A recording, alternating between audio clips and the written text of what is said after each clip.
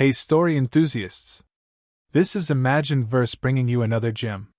In this video, we present to you What If Harry Potter Reborn in Resident Evil as the Biomagic Warrior and married Ada Wong and Claire Redfield. If you enjoy these stories as much as we enjoy sharing them, please like, subscribe, and share with your friends. Let's dive in. Chapter 1, Rebirth in Raccoon City Pain. Then nothing. Then everything.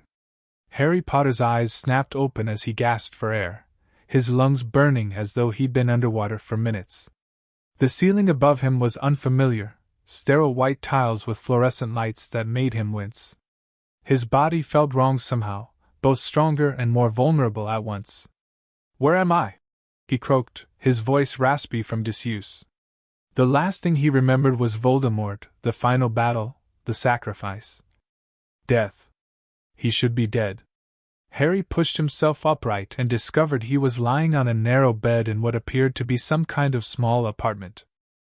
Modern appliances dotted a kitchenette in the corner. A television set unlike any he'd seen at the Dursleys sat opposite the bed. Everything looked different. More advanced but also grungier, lived in.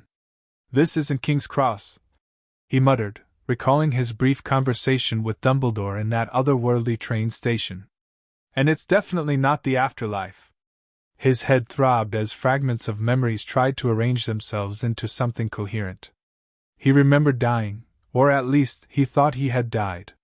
The killing curse, the forbidden forest, his friends' faces, but then nothing but swirling darkness and a sensation of being pulled, stretched across an impossible distance. Harry stumbled to his feet and caught his reflection in a mirror mounted on the wall. The face looking back was his own, but older, early 20s perhaps, with the same unruly black hair and green eyes. The lightning scar remained, though faded to a thin white line. He wore clothes he didn't recognize, jeans, a gray t-shirt, and a leather jacket draped over a chair nearby.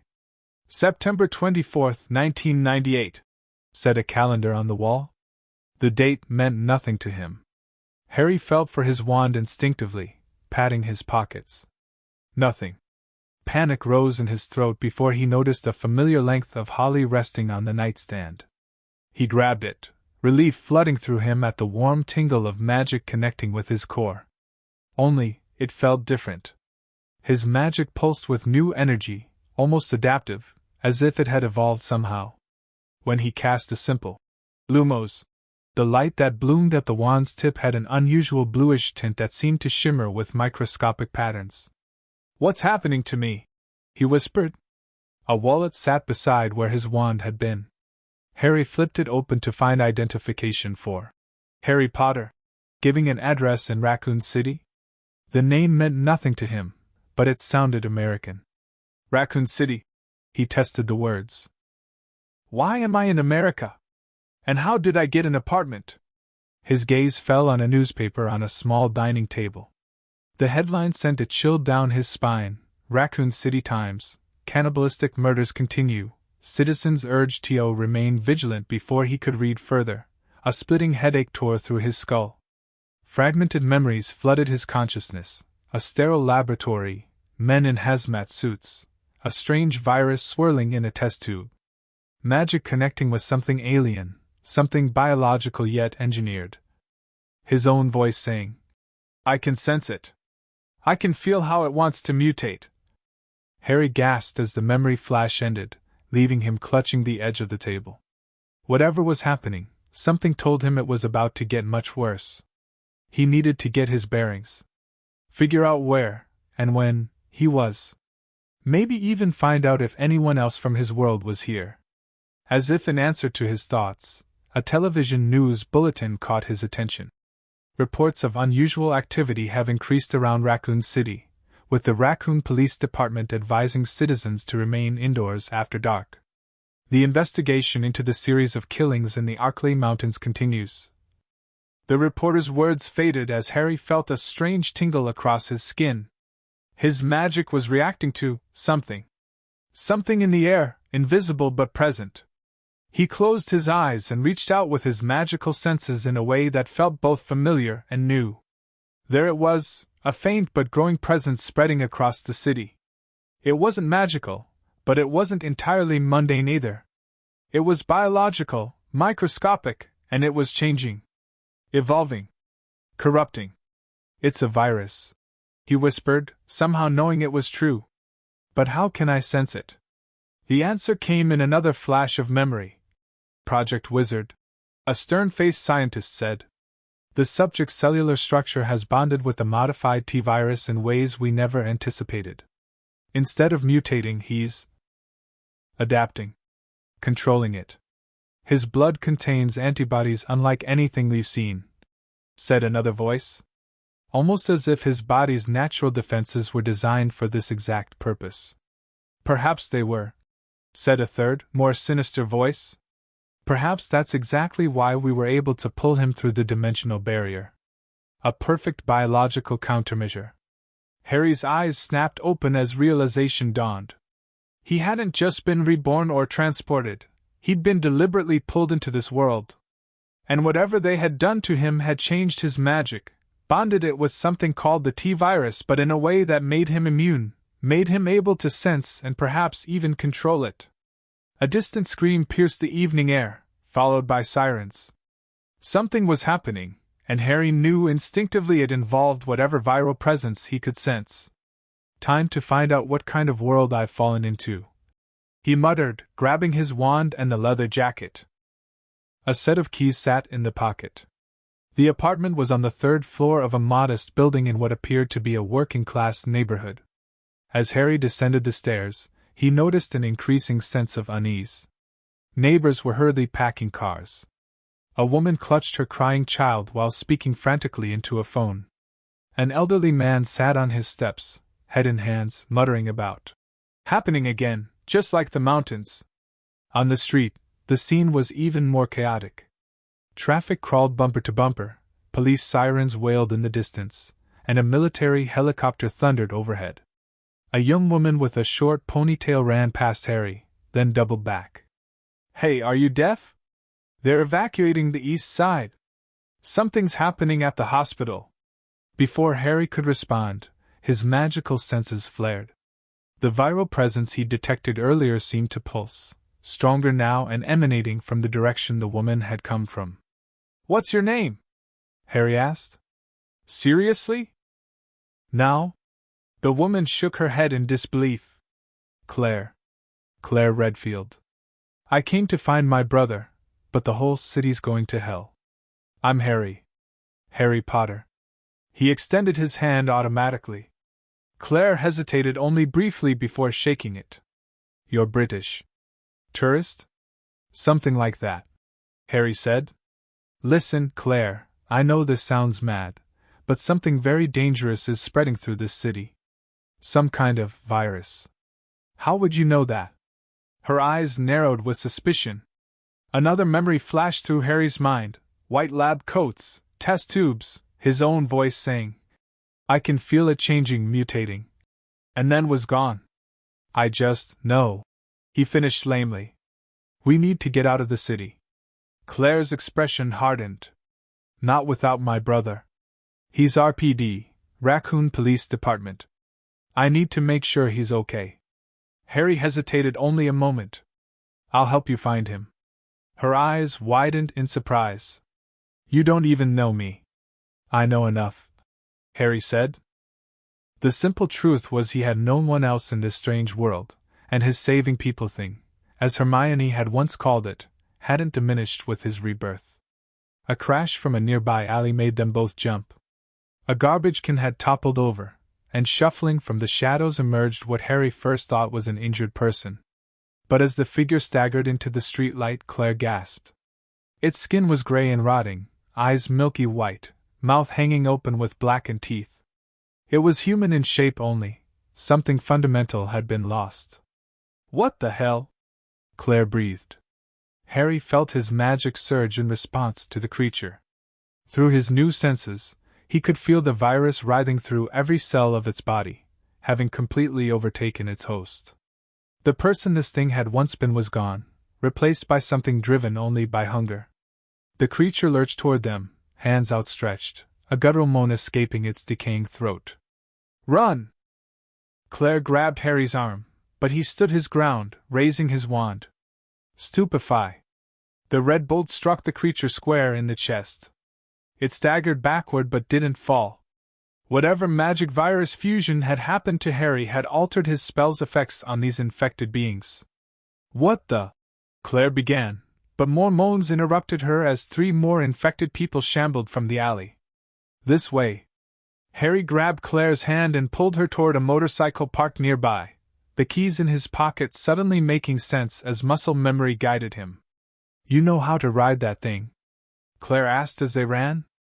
Apparently, Harry said, surprising himself as he swung his leg over the seat and started the engine with practiced ease. Another set of implanted memories, perhaps. Claire climbed on behind him. Police station, downtown. My brother's name is Chris. Harry gunned the engine, weaving through stalled traffic and panicked pedestrians.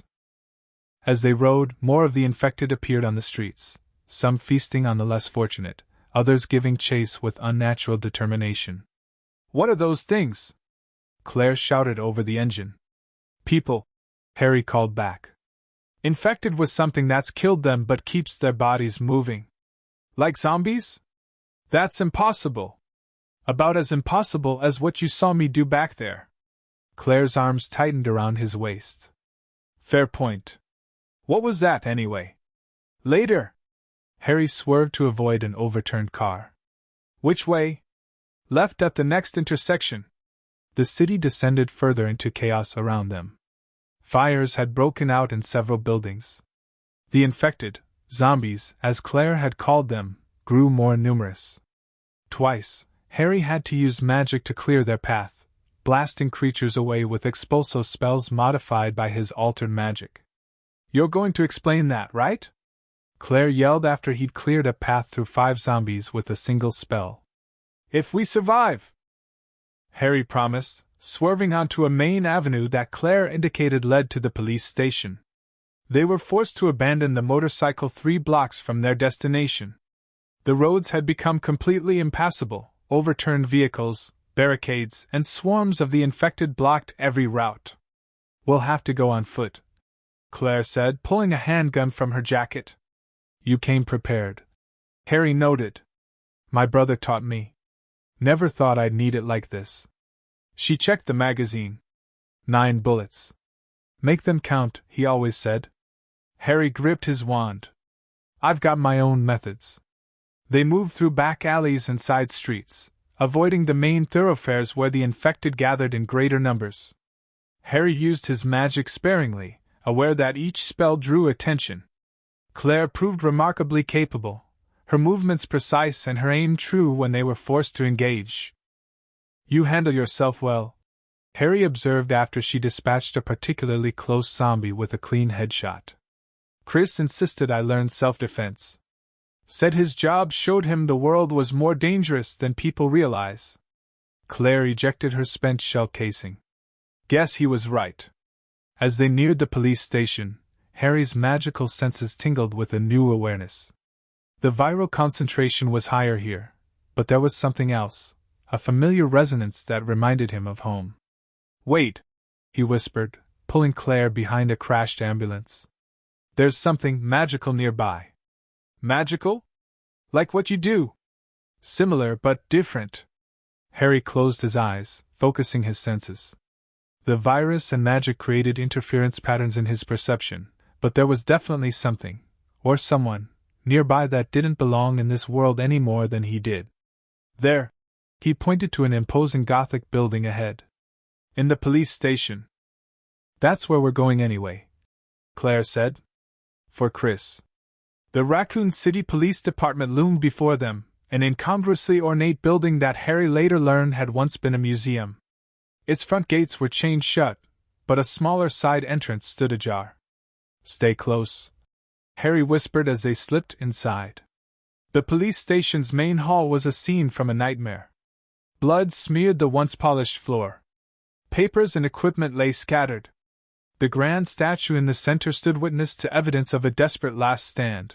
Makeshift barricades, spent shell casings, and worst of all, the bodies of officers who'd fallen defending their position. Chris, Claire breathed, her voice tight with fear as she scanned the corpses. We'll find him, Harry assured her, though he had no way of knowing if her brother still lived. They searched the main desk, finding a station map and a notebook with scrawled entries. September 26th. Most of the SDRS members have been deployed to the mansion site. Remaining officers on high alert. September 27th. First cases reporting to hospital. Quarantine procedures failing. September 28th. Station overrun. East wing sealed. Survivors heading to Clock Tower extraction point. Today's the 28th, Claire said. If Chris was here, he might have gone to this extraction point. A sound from the eastern corridor interrupted them, not the familiar moan of the infected, but a wet, skittering noise that raised the hairs on Harry's neck. That's not human, he whispered, raising his wand. From the shadows emerged a creature that defied description, a skinless thing with an exposed brain and a grotesquely long tongue. It crawled along the walls with unnatural speed, sensing them despite its apparent lack of eyes. What the hell is that? Claire gasped, raising her gun. Harry's magical senses screamed danger. This wasn't just infected, it was engineered, deliberately mutated into a hunter. The virus had been manipulated to create this monstrosity.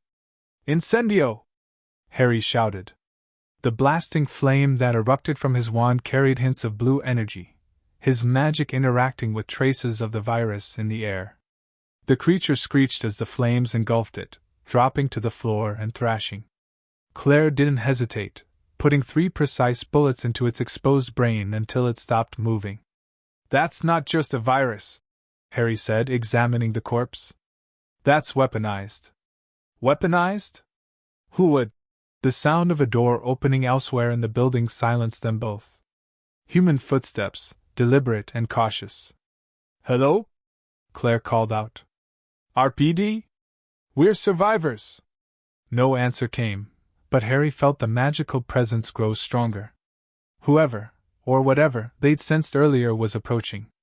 Stay behind me, Harry whispered, moving in front of Claire. A figure emerged from the shadows of a corridor. A man in a blood-stained lab coat, his face haggard but his eyes alight with unnatural awareness. In his hand, he clutched what Harry recognized instantly as a wand. Potter, the man said, his voice hoarse. They actually did it. They pulled you through. Who are you? Harry demanded, keeping his own wand trained on the stranger. Alistair Blackwood. Department of Mysteries. The man coughed, and Harry noticed black veins spreading up his neck. Or I was, before I became Umbrella's pet wizard. Claire stepped forward. You know each other? We're from the same world, Harry said, the truth crystallizing as fragments of memory aligned. A different dimension. But I've never met him. Not in person, no, Blackwood agreed. But your file was most instructive. The boy who lived. The chosen one. He smiled, revealing blackened gums. The perfect biological template for magical viral integration. Harry's grip tightened on his wand. What have you done? Not me. Umbrella. The Convergence project. Blackwood gestured at himself. I was the first test subject when they discovered the dimensional rift. But my body rejected the integration. You, though. He pointed a trembling finger at Harry. Your history of surviving killing curses, basilisk venom, phoenix tears, you were the perfect candidate. For what? Claire demanded. For creating a biomagical weapon capable of controlling the T-virus. Blackwood explained. A human weapon who could bend the virus to his will. Umbrella's ultimate failsafe. He laughed, the sound dissolving into wet coughs. The irony is they lost control of their experiment before they could use you, Potter. Harry's mind raced. The fragmented memories, his new abilities to sense and interact with the virus, the muscle memories of a life he hadn't lived in this world, it all pointed to experimentation. How long? He asked. How long have I been here? 6 months, Blackwood said. They kept you sedated while they ran their tests. You escaped during the initial outbreak 3 days ago. I've been tracking your magical signature ever since. Another memory surfaced, alarms blaring, glass breaking, his magic surging instinctively as he fled through smoke-filled corridors. Why are you telling me this? Harry demanded. Blackwood smiled grimly. Because I'm dying, Potter. The integration failed. The virus is consuming me. He pulled back his sleeve to reveal grotesquely mutated flesh. But before I go, I need to warn you.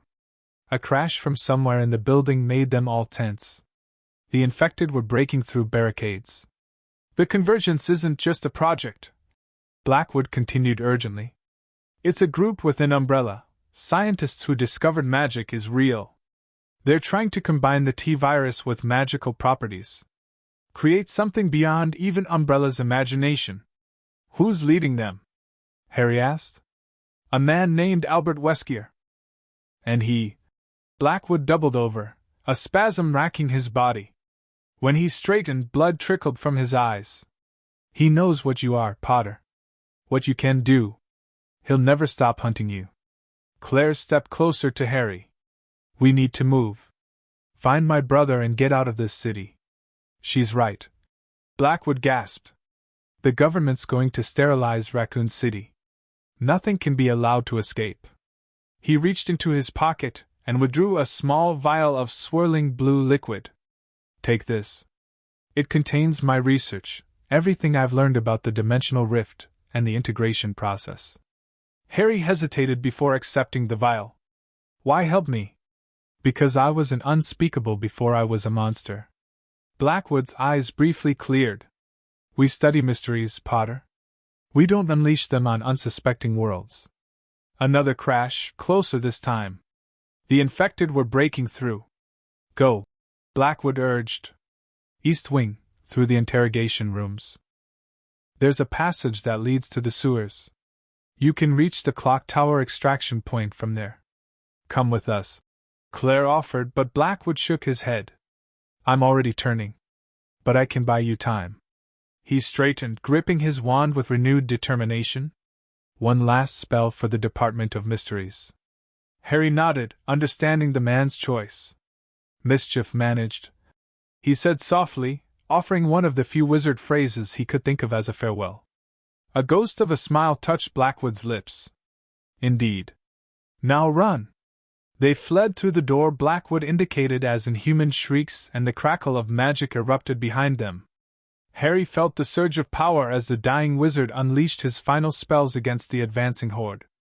The eastern wing of the police station was a labyrinth of offices and corridors. Many doors were locked or barricaded, forcing them to find alternative routes. Twice they encountered small groups of infected officers, still wearing tattered uniforms and wielding service weapons that fired wild shots in their direction. Protego! Harry's shield charm deflected bullets while Claire took careful aim at her former protectors. I'm sorry, she whispered after each shot. In what had once been a break room, they found a survivor, a young rookie officer barricaded behind an overturned vending machine. Oh, thank God! He gasped when he saw them. Real people! Are you hurt? Claire asked, checking him for bites or scratches. No, just scared out of my mind. He introduced himself as Leon Kennedy, explaining it had been his first day on the job when the outbreak hit. Everything went to hell so fast. We're looking for my brother, Claire said. Chris Redfield, SDRS unit. Leon's expression fell. Most of SDRS was deployed before the worst hit. I heard they were investigating Umbrella facilities in the mountains. So he might not even be in the city? Claire's voice held equal measures of disappointment and hope. It's possible, Leon admitted. Communications went down yesterday, so we have no way to know for sure. Harry, meanwhile, was examining the room with his enhanced senses. The viral concentration was lower here, but something else caught his attention, a subtle magical trace, different from Blackwood's, emanating from a ventilation shaft. There's someone else, he murmured, raising his wand toward the vent. As if on cue, the grate popped free, and a small figure dropped to the floor. A girl, no more than 12, brandishing a small knife with fierce determination. Stay back, she warned. I'm not one of them. Neither are we, Claire assured her, lowering her gun. It's okay. We're getting out of here. The girl, who introduced herself as Sherry Birkin, explained she'd been hiding in the police station after becoming separated from her parents, both umbrella scientists. My mom told me to come here if anything bad happened, she said. But everyone started turning into monsters. Harry felt a strange connection to the girl, not magical, but something in her blood resonated with his senses. She carried something in her system related to the virus, though she showed no signs of infection. We'll help you find your parents, he promised, though something told him her parents' fate might already be sealed. Leon, who had been monitoring a police radio, suddenly perked up. I'm getting a signal. Choppers at the clock tower in 30 minutes. It's a government evacuation. That's our ticket out, Claire said. The sewers. Harry remembered Blackwood's instructions. There's a passage from here that connects to tunnels leading to the clock tower. Leon nodded. There's a maintenance room down the hall with access points. If we hurry. A tremendous crash cut him off as something massive smashed through the wall. Debris flew across the room as a hulking figure stepped through the dust. A man, or what had once been a man, now transformed into a behemoth with one arm mutated into an enormous claw. Daddy? Sherry's voice was barely a whisper. The creature's remaining human eye fixed on the girl with a flicker of recognition before madness overtook it again. It roared, charging forward with terrifying speed. Bombarda! Harry's spell hit the monster square in the chest, staggering it briefly. Run! Everyone, go! Leon grabbed Sherry while Claire covered their retreat with her remaining bullets. Harry stood his ground, casting spell after spell to slow the creature's advance. His magic reacted differently against this particular mutation. The spells didn't just impact physically, they seemed to interact with the virus itself, causing visible reactions in the creature's biology. When a cutting hex sliced its arm, the wound briefly glowed blue before the creature's accelerated healing closed it. Harry, come on! Claire called from the doorway. The creature, Sherry's father, transformed by some experimental strain of the virus, charged again. Harry waited until the last possible second before operating across the room, a skill he discovered worked in this new body but left him more drained than he remembered. They fled through maintenance corridors, the transformed Birkins smashing through walls behind them. Leon's knowledge of the station layout proved invaluable, guiding them to a utility room with a ladder descending into darkness. Sewers, he confirmed. Our best shot at reaching the clock tower. I'll go first, Harry volunteered, illuminating his wand. Sherry, you follow with Claire. Leon, cover our rear. The sewer tunnels beneath Raccoon City were a maze of concrete passages and flowing water of dubious origin. The viral concentration was lower here, but Harry sensed other dangers lurking in the shadows, engineered creatures adapted for hunting in these confined spaces. Stay quiet, he warned. We're not alone down here. They moved as silently as possible, following maintenance signs that pointed toward the central district where the clock tower stood. Twice they froze as something large splashed through distant tunnels, something that Harry's senses identified as another weaponized variant, aquatic and lethal. Umbrella's been busy, he muttered after they narrowly avoided one such encounter. You know about Umbrella? Leon asked suspiciously. More than I wish I did, Harry replied, offering no further explanation. Claire, who had been studying Harry with increasing curiosity, finally asked, What Blackwood said back there, about different dimensions, about you being some kind of weapon, was that true? Harry hesitated. How could he explain the wizarding world, his history with Voldemort, and his apparent rebirth in this virus-ravaged reality? Some of it, he admitted. I'm not from here. Where I'm from, magic is real but hidden. There was a war. He trailed off, memories of fallen friends threatening to overwhelm him. I should have died. Instead, I woke up here, with these new abilities to sense and affect the virus. That's why you can feel those creatures before we see them, Claire realized. Harry nodded. The magic I had before has evolved. Adapted to interact with the viral agents in this world. So you're like, what, a wizard? Leon asked skeptically. Something like that. Harry managed a small smile. Though biomagic warrior has a certain ring to it. Is that why that monster, my dad, reacted to your spells the way he did? Sherry asked quietly. Harry knelt beside her. Your father was exposed to something experimental, Sherry. A variant of the virus that's transforming him. My magic can interact with it because... He hesitated, unsure how much to reveal. Because you were made to control it. Sherry finished. Like a failsafe. Smart kid, Harry said, impressed by her perception. My parents are scientists, she said simply. They talk about failsafes all the time. A distant explosion rocked the tunnel, dislodging concrete dust from the ceiling. They're bombing the city already, Leon said grimly. We need to move faster, Claire urged. The extraction point won't wait forever. They increased their pace, no longer concerned with stealth. If the government was already beginning containment procedures, time was running out for everyone in Raccoon City. The sewer tunnels eventually opened into a drainage facility that connected to the city's underground metro system. Signs indicated the central station was only 2 blocks from the clock tower. Up this ladder, Leon directed. Should put us right near the station plaza. Harry went first again, cautiously pushing open the manhole cover to survey their surroundings. The scene above was apocalyptic, buildings ablaze, vehicles abandoned, and infected wandering in growing numbers.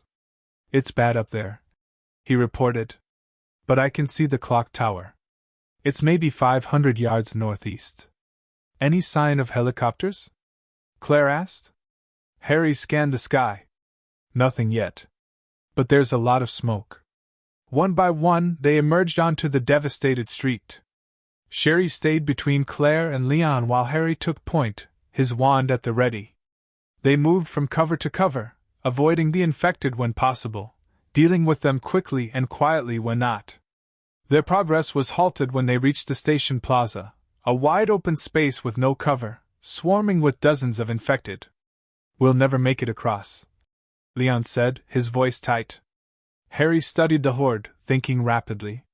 I have an idea. It's risky, but it might work. He turned to the others. I can create a distraction. Something to draw them away.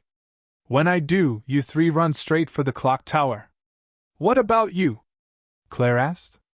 I'll catch up. Harry met her concerned gaze. Trust me. No way. Claire shook her head. We stick together. There's no time to argue, Harry insisted. The choppers could leave any minute. Before Claire could protest further, a new sound cut through the moans of the infected, the distinctive whump whump whump of helicopter rotors. They're here! Leon pointed to a black helicopter approaching the clock tower. The sound drew the attention of the infected, who began shuffling toward the source. Their distraction had arrived without Harry's intervention. Now's our chance, he said. Stay close, move fast. They dashed across the plaza, weaving between abandoned cars and debris. The infected were slow but numerous, and several noticed their movement, breaking off to pursue them. Halfway there, Harry encouraged as the clock tower loomed closer. The helicopter hovered near the tower's upper balcony, where survivors were already boarding. Hope surged through the group as they pushed forward, fighting exhaustion. Then disaster struck. A massive explosion rocked the base of the clock tower. The helicopter veered away sharply as debris flew in all directions.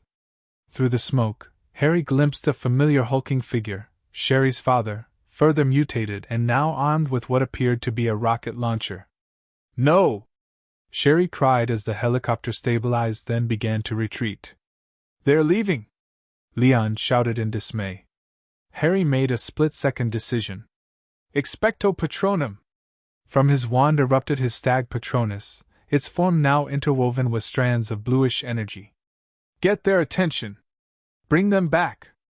The Patronus bounded skyward, a beacon of silvery blue light visible for miles. The helicopter hesitated, then slowly turned back. But the Patronus had attracted unwanted attention as well. The infected surged toward the light, cutting off their path. And worse, the mutated Birkin had spotted them, roaring with rage as it recognized Sherry. "Get to the tower!" Harry commanded. "I'll hold him off." "I'm staying with you," Claire said firmly, reloading her handgun with ammunition Leon had given her. "Me too," Leon added, positioning himself to protect Sherry. Harry felt something he hadn't experienced since his last moments in the Forbidden Forest, the strength that comes from fighting alongside friends, even newly made ones. "Together, then," he agreed. What followed was chaos. The infected swarmed from all directions while Birkin charged through them like they were nothing. Harry cast shield charms to block debris and slowing hexes to impede the horde. Claire and Leon fired with precision, making every bullet count. Even Sherry contributed, pointing out dangers the adults missed. They fought their way to the clock tower's base, finding the entrance blocked by rubble from Birkin's explosion. "The maintenance ladder!" Leon pointed to an external metal ladder scaling the tower's side. "It leads to the observation deck." "Go!" Harry urged, turning to face the approaching Birkin. "I'll be right behind you." Claire hesitated only briefly before helping Sherry onto the ladder. Leon followed, providing covering fire as they climbed. Harry faced the monster alone, his magic surging with newfound power. He could sense the virus raging through Birkin's system, mutating wildly without control. But where Blackwood had seen a weapon to be engineered, Harry saw suffering to be ended. "I'm sorry," he said, though he doubted any humanity remained to hear him. Drawing on every ounce of his magical strength, Harry cast a spell he never attempted before, a combination of magic and his new viral sensitivity. Finite Virulentia. The incantation came to him instinctively, a fusion of magical termination and his intent to neutralize the viral mutation. Blue-white energy erupted from his wand, engulfing Birkin in crackling power. The creature howled as the spell interacted with the virus at a molecular level, forcing it into dormancy rather than destruction. For a moment, the human that had been William Birkin resurfaced, his eyes clearing as he gazed up at his daughter on the ladder. "Sherry," he gasped, the word barely recognizable. Then his body collapsed, the virus temporarily suppressed but the damage already done. Harry didn't know if the effect would last. He'd created the spell on instinct, guided by his evolved magic, but it had bought them time. He sprinted for the ladder as the helicopter descended toward the observation deck. The infected clawed at the tower's base, unable to follow. Harry climbed with desperate speed, his muscles burning with exertion. Claire reached down to pull him onto the deck just as the helicopter touched down. A government agent in tactical gear waved them aboard urgently. "4 survivors!" he shouted into his headset. "Extract now!" They crowded into the helicopter, exhausted but alive. As they lifted off, Harry gazed down at the burning city below. Somewhere down there, Umbrella's experiments continued. Somewhere, the people who had pulled him into this world were watching, planning. The helicopter banked sharply, heading away from Raccoon City. In the distance, Harry spotted military jets approaching. "They're going to bomb it," Leon said, following his gaze. "Sterilize the whole area." "Good," Claire said grimly. "Burn it all." Sherry leaned against Claire, finally allowing tears for her parents. Claire wrapped an arm around her protectively, meeting Harry's eyes over the girl's head. "What now?" she asked softly. Harry thought of Blackwood's warning about the Convergence, about Albert Weskier hunting him for his abilities. He thought of the vial in his pocket, containing secrets of dimensional travel and viral integration. Most of all, he thought of the friends he'd left behind in his world, and the new allies he'd found in this one. "Now we find your brother," he said. "And then we stop Umbrella before they create something worse than what we just escaped."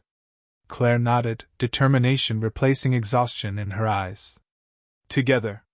As the helicopter carried them away from the doomed city, Harry felt his magic pulse in harmony with his new purpose. He wasn't just Harry Potter anymore, the boy who lived, the chosen one. In this world of biological nightmares, he'd become something new, a protector with unique powers to fight an enemy that blended science and something approaching dark magic. The biomagic warrior, born from two worlds, with a new battle to fight. For the first time since awakening in this strange reality, Harry felt the weight of destiny again, not as a burden, but as a purpose. Whatever Umbrella had intended when they pulled him through dimensions, they'd created their own worst enemy. And he wasn't alone. Chapter 2: The Spy's Gambit. 6 months after Raccoon City vanished in nuclear fire, Harry Potter stood on a hotel balcony overlooking the neon-drenched streets of Hong Kong. Rain pattered against the awning above him, droplets catching the multicolored light like fallen stars. The humidity made his scar itch in a way it hadn't since Voldemort's demise in another life. "Anything?" Claire's voice came from behind him as she stepped through the sliding door, 2 steaming mugs in hand. Harry accepted the coffee with a grateful nod. "Nothing active. Just the usual background viral signatures from the research facility across the harbor." Claire joined him at the railing, their shoulders brushing comfortably. 6 months of living in each other's pockets, chasing Umbrella's shadows across 3 continents, had forged a bond neither had anticipated that chaotic night in Raccoon City. "Leon's contact is late," she observed, checking her watch. "Government types usually are," Harry replied, sipping the bitter coffee. "Especially ones supposedly defecting from classified projects." The weeks following their helicopter escape had been a blur of military debriefings, medical examinations, and thinly veiled threats about national security concerns. Only Leon's unexpected connection with a secretive government agency had prevented Harry from disappearing into some black site laboratory.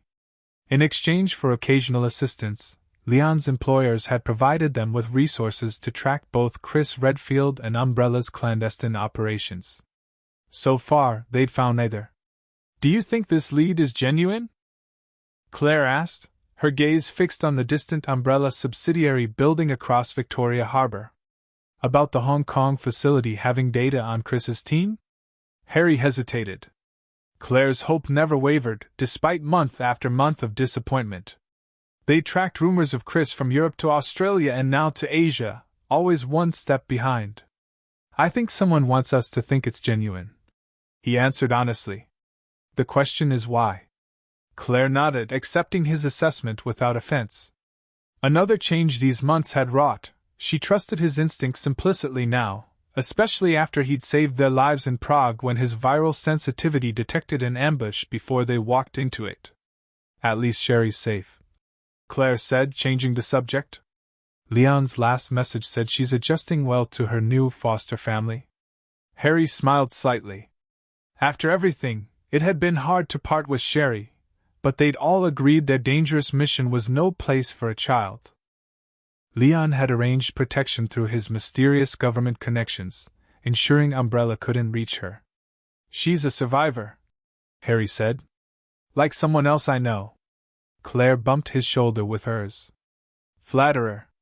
The easy camaraderie between them had evolved naturally.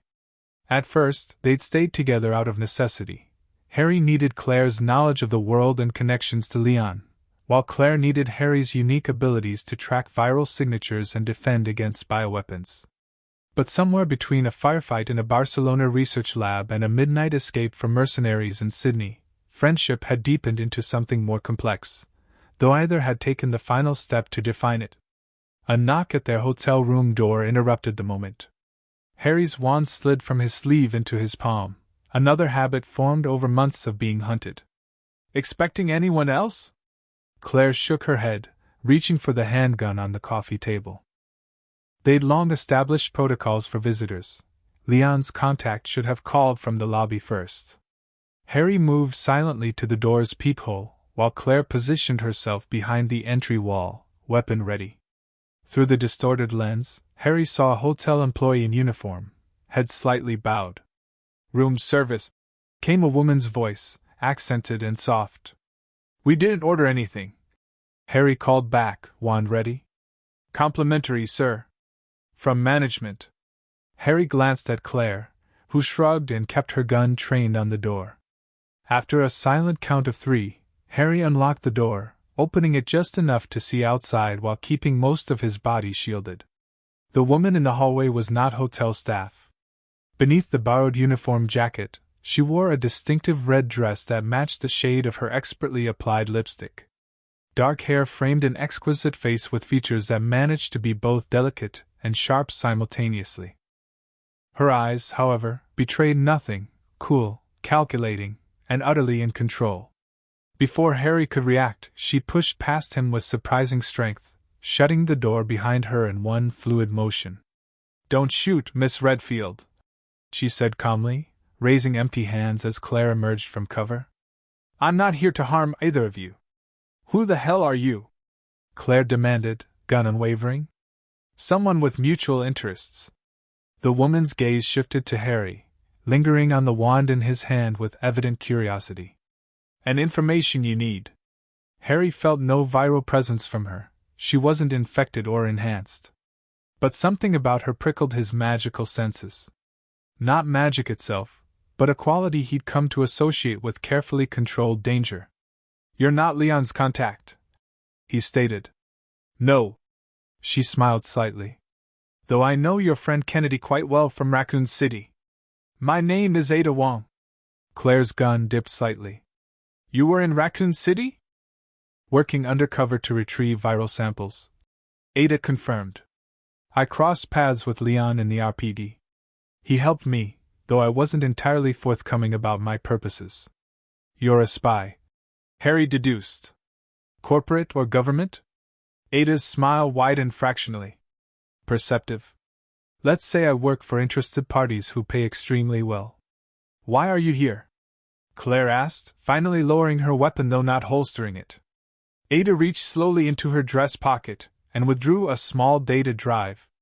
"Because the people you're meeting tonight aren't defectors. They're members of a group called the Convergence, and they're setting a trap." Harry stiffened. The Convergence, Blackwood's final warning in the police station. The shadowy organization within Umbrella experimenting with the fusion of viral science and magic. "How do you know that name?" he asked sharply. "The same way I know about you, Mr. Potter." Ada's expression remained controlled, but her eyes gleamed with something like triumph. The Dimensional Traveler. Umbrella's reluctant biomagic warrior. Claire moved to Harry's side instinctively. "How many people know about him?" "Very few," Ada assured them. "Most who did died in Raccoon City. Others have been silenced since then." She held up the drive. "This contains data from Umbrella's Hong Kong servers, including information about your brother, Miss Redfield." "Why would you help us?" Harry asked, not reaching for the drive. Ada studied him with unnerving intensity. "Because the Convergence represents a threat to my employers. Their experiments with dimensional energy are destabilizing and could attract unwanted attention." "From my world," Harry said quietly. "From any world." Ada placed the drive on the table between them. The barriers between dimensions aren't meant to be breached carelessly. Their attempts to recreate the conditions that brought you here could have catastrophic consequences. Claire looked between them. "You're saying they're trying to pull more people like Harry through?" "Or worse," Ada replied. "They've been analyzing the residual energy in your blood, Mr. Potter. They believe they can create a controlled gateway between dimensions." Harry felt a chill that had nothing to do with the air conditioning. "A portal to the wizarding world. Imagine Umbrella with access to magic," Ada said softly. "Not just the evolved version you possess that interacts with viral agents, but pure magical energy they could weaponize." The implications were staggering. Harry had witnessed firsthand what Umbrella could do with just viral research. If they gained access to magical artifacts, spells, or beings. "What's on the drive?" Claire asked, practical as always. "Everything I could extract about the Convergence's current research. Locations of their primary laboratories. And," Ada's eyes softened marginally, "confirmation that Chris Redfield and his team infiltrated an Umbrella facility in Austria 3 months ago. They were captured, but they're alive." Claire's breath caught. "You're sure?" "I've seen the transfer orders myself," Ada confirmed. They're being held at a black site in the French Alps. The Convergence is particularly interested in testing viral agents on individuals with combat training. Harry watched Ada carefully, looking for signs of deception. Why should we trust you? You shouldn't, she replied without hesitation. Trust the data instead. Verify it however you need to. She gestured to Harry's wand. I imagine you have methods. Harry considered this. He had indeed developed spells to detect digital tampering, a necessary adaptation of magic to this technologically advanced world. And what do you want in exchange? He asked, knowing nothing came freely in the shadows they inhabited. Ada's smile returned, enigmatic and slightly dangerous. Your assistance with the problem. The Convergence has developed a new viral strain incorporating elements they've derived from studying your blood. My employers want it contained. Destroyed, you mean? Claire clarified. Preferably. Ada nodded. The Hong Kong facility houses their latest prototype. Tonight's defector meeting was designed to lure you in while their security forces prepared an ambush. Harry and Claire exchanged glances, years of friendship and months of partnership allowing silent communication. Claire gave a small nod. If your information about Chris checks out, Harry said, we'll help you with the prototype. I expected nothing less. Ada moved toward the door. Review the data. I'll return at midnight with equipment for the facility infiltration. Just like that? Claire asked skeptically. You appear out of nowhere, drop this in our laps, and expect us to be ready for a mission tonight? Ada paused, her hand on the doorknob. For the first time, something like genuine emotion crossed her face, a flash of vulnerability quickly masked. Time is a luxury none of us have, Miss Redfield. The Convergence accelerated their timetable when they detected Mr. Potter's magical signature in Hong Kong yesterday. They've waited 6 months for him to resurface. Her gaze locked with Harry's. They created you as their weapon. They won't let you remain free if they can help it. With that sobering statement, she slipped out the door, leaving Harry and Claire staring after her. Well, Claire said after a moment, she certainly knows how to make an entrance. Harry picked up the data drive, turning it over in his fingers. And how to ensure we'll do exactly what she wants. You think she's lying about Chris? I think she's telling selective truths, Harry replied. The question is which parts are true and which are manipulated. Claire took the drive from him and plugged it into their laptop. Only one way to find out. Harry placed his wand tip against the computer's casing, murmuring an incantation he developed for detecting digital forgeries. The screen briefly glowed blue before displaying folders of data. Nothing obviously tampered with, he reported. Though that doesn't mean the information itself is accurate. They spent the next hour poring over the files. Personnel records, research logs, security protocols for the Hong Kong facility, all meticulously organized and annotated, presumably by Ada herself. Claire focused on the information about Chris while Harry examined the data on the Convergence and their research. What he found disturbed him deeply. They had indeed been studying his blood, isolating the unique markers that allowed his magic to interact with viral agents. Worse, they'd begun experimental trials combining a modified T-virus strain with synthetic compounds designed to mimic magical energy signatures. They're trying to create viral magic, he murmured, scrolling through formulas he only partially understood.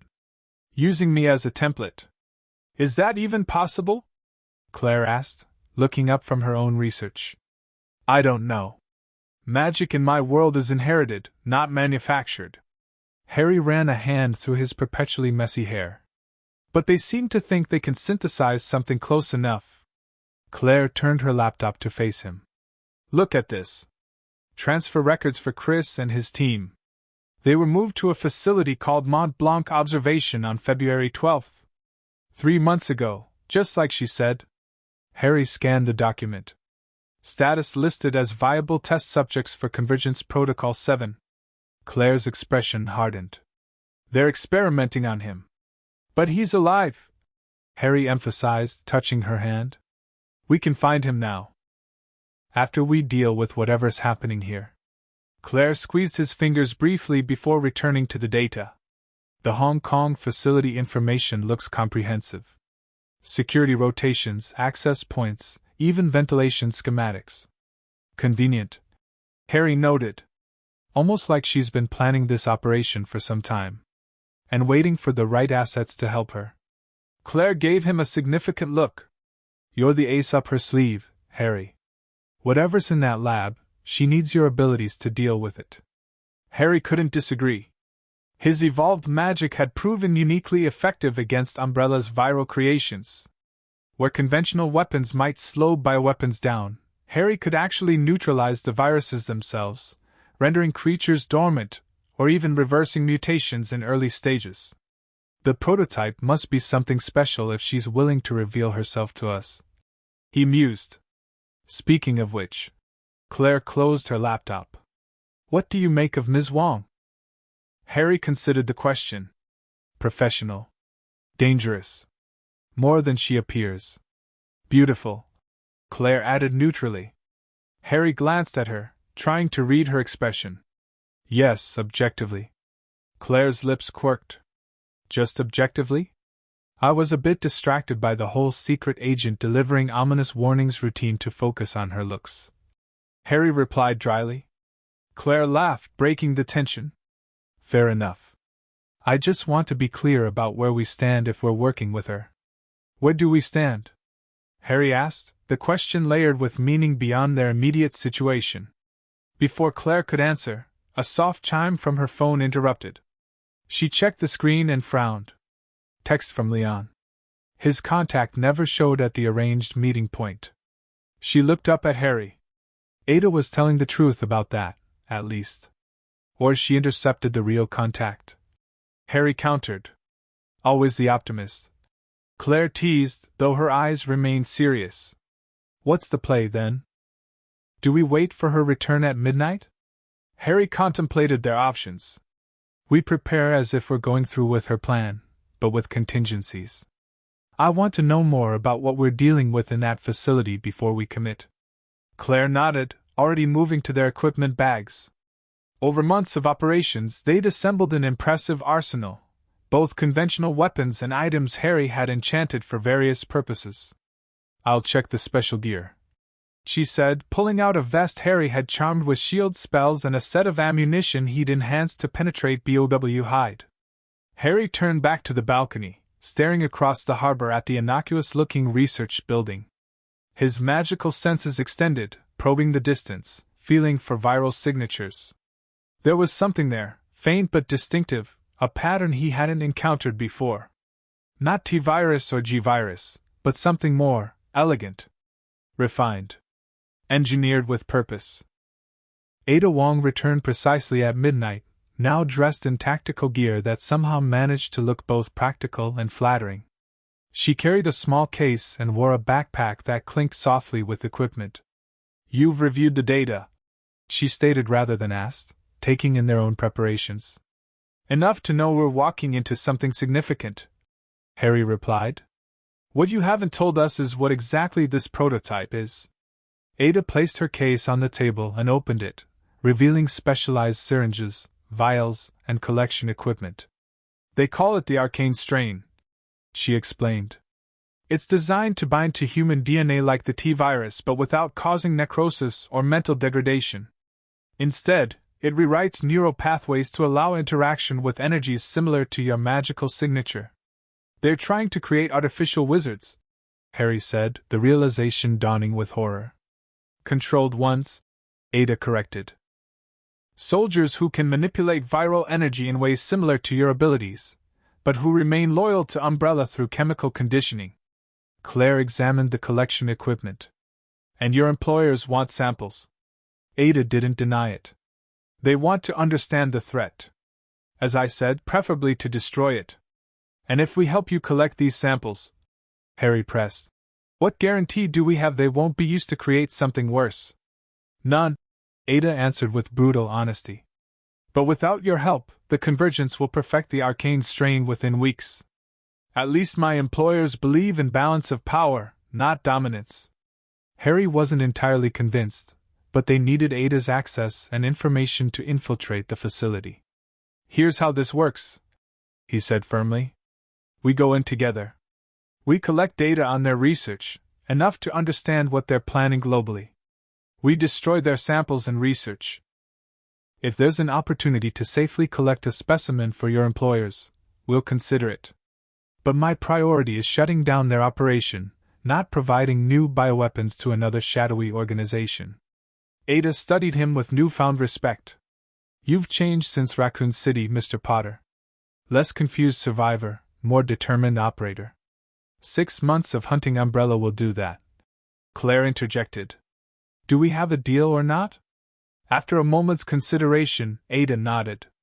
"My employers will be disappointed but not surprised. Their primary concern is preventing the Convergence from succeeding. Everything else is negotiable." "Then let's go over the plan," Harry said, unfolding the facility schematics from the data drive. For the next half hour, they strategized. Ada would use her credentials to access the facility's loading bay during a scheduled delivery. From there, they would infiltrate through service corridors to reach the central laboratory on the 15th floor. Harry would neutralize any BOWs they encountered while Claire provided covering fire. Ada would handle electronic security and data retrieval. "The prototype specimens are kept in cryogenic storage here," Ada indicated on the map, "for test subjects in various stages of transformation. The primary research data is stored on servers with no external connection." "What about researchers? Security personnel?" Claire asked. "Minimal staff at night, 2 lab technicians for security guards on rotation, and possibly 1 research lead if they're running active tests." Ada checked her watch. "The delivery truck arrives in 40 minutes. We should move." They gathered their equipment, Harry ensuring his enchanted items were distributed between them. Claire wore the shield vest and carried a modified handgun with viral-penetrating rounds. Harry had his wand, of course, plus several potions he'd managed to recreate from memory, including essence of Dittany for emergency healing and a corrosive solution specifically formulated to destroy viral samples. Ada watched with unconcealed interest as Harry performed final enchantments on their communication devices to prevent electronic interference. "Remarkable," she murmured. "True manipulation of energy at a quantum level." "It's just magic," Harry replied simply. "Where I'm from, children learn these basics at school." "A world of wonders," Ada said, something like genuine wistfulness in her voice. "No wonder the Convergence is obsessed with accessing it." They left through the service exit, taking Ada's nondescript van through the late-night streets of Hong Kong. As they approached Victoria Harbor, Harry felt the viral signature growing stronger, his magical senses detecting the arcane strain with increasing clarity. "There's something different about this virus," he told the others as they parked near the loading zone. "It feels resonant. Almost like it's reaching out." "Reaching out how?" Claire asked, concerned. Harry struggled to articulate the sensation. "Like it recognizes my magic. The other strains I've encountered feel random, chaotic. This one feels intentional." "That's concerning," Ada said, checking her silence pistol. "The research indicated they were using your blood samples to train the virus to recognize magical signatures, but actual responsiveness would be a significant advancement. All the more reason to shut it down," Claire stated firmly. The delivery truck arrived right on schedule, a refrigerated transport ostensibly carrying laboratory supplies. Ada approached the driver with practiced confidence, showing credentials that Harry suspected were flawless forgeries. After a brief conversation, she returned with visitor badges. "We're maintenance contractors here to service the cold storage units," she explained, handing them the IDs. "The truck backs in, we unload our equipment, and we're in." "Simple enough," Harry said, knowing from experience that the simple plans were usually the ones that went wrong first. The loading bay doors opened, revealing a sterile concrete area with forklifts and pallets. Security was present but minimal, a single guard who barely glanced at their badges before waving them through. "Overconfidence," Claire murmured as they unloaded dummy equipment cases that actually contained their weapons and gear. They don't expect anyone to target this facility. Umbrella maintains a benevolent public image in Asia, Ada explained quietly. This subsidiary is officially a pharmaceutical research center developing cancer treatments. Technical truth, Harry noted grimly. Viruses can certainly affect cancer cells. They followed Ada through service corridors, avoiding the main elevators in favor of maintenance lifts. Harry kept his magical senses extended, monitoring for viral signatures or approaching personnel. 2 guards on the 8th floor, he warned as they passed. Moving away from us. Claire glanced at him appreciatively. Human radar comes in handy. The maintenance elevator took them to the 14th floor, one below their target. Ada explained they would need to access the laboratory level via an internal stairwell since the 15th floor required special authorization. The stairwell has cameras, she warned, but I can loop the feed for 45 seconds. We'll need to move quickly. Harry reached into his pocket and withdrew a small vial of clear potion. Invisibility draft, he explained. Not as good as my old cloak, but it'll give us 3 minutes of partial invisibility. Enough to get past cameras. Ada's eyes widened slightly, the most surprise she'd shown yet. Fascinating. Your world's practical applications of quantum field manipulation are remarkably efficient. Again, we just call it magic, Harry said with a hint of amusement.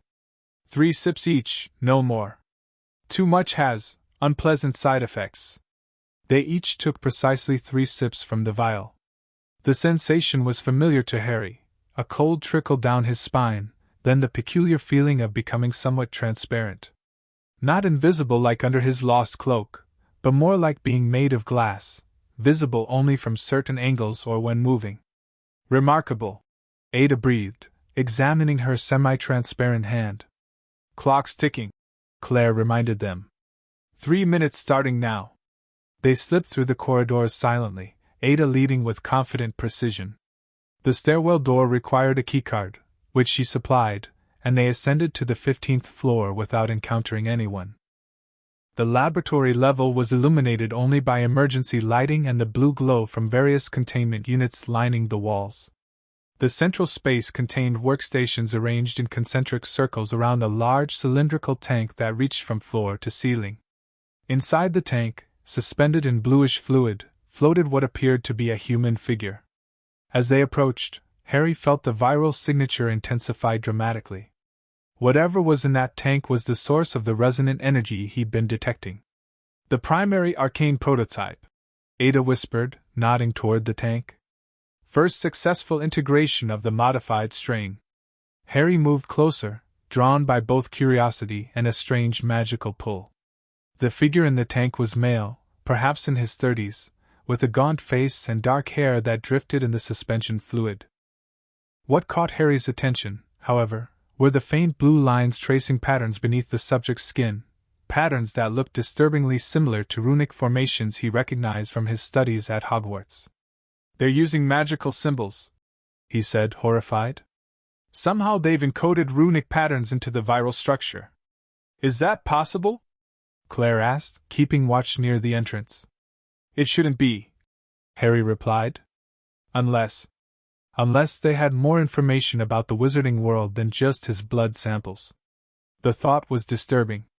Ada moved to a computer terminal, attaching a device to bypass security. I'm accessing their research database. Cover me for 2 minutes. Harry continued examining the suspended figure, noting other anomalies. The subject's fingers ended in slightly elongated points, not quite claws but definitely altered. The chest rose and fell with shallow breaths despite being submerged, some kind of modified respiration system. Claire, he called softly. Look at this. She approached cautiously, keeping her weapon ready. What am I seeing? They've completely rewritten his cellular structure, Harry explained, pointing to displays monitoring the subject's vital signs. He's not just infected, he's been transformed at a fundamental level. Claire's expression darkened. Like what they wanted to do to you. Make you their weapon.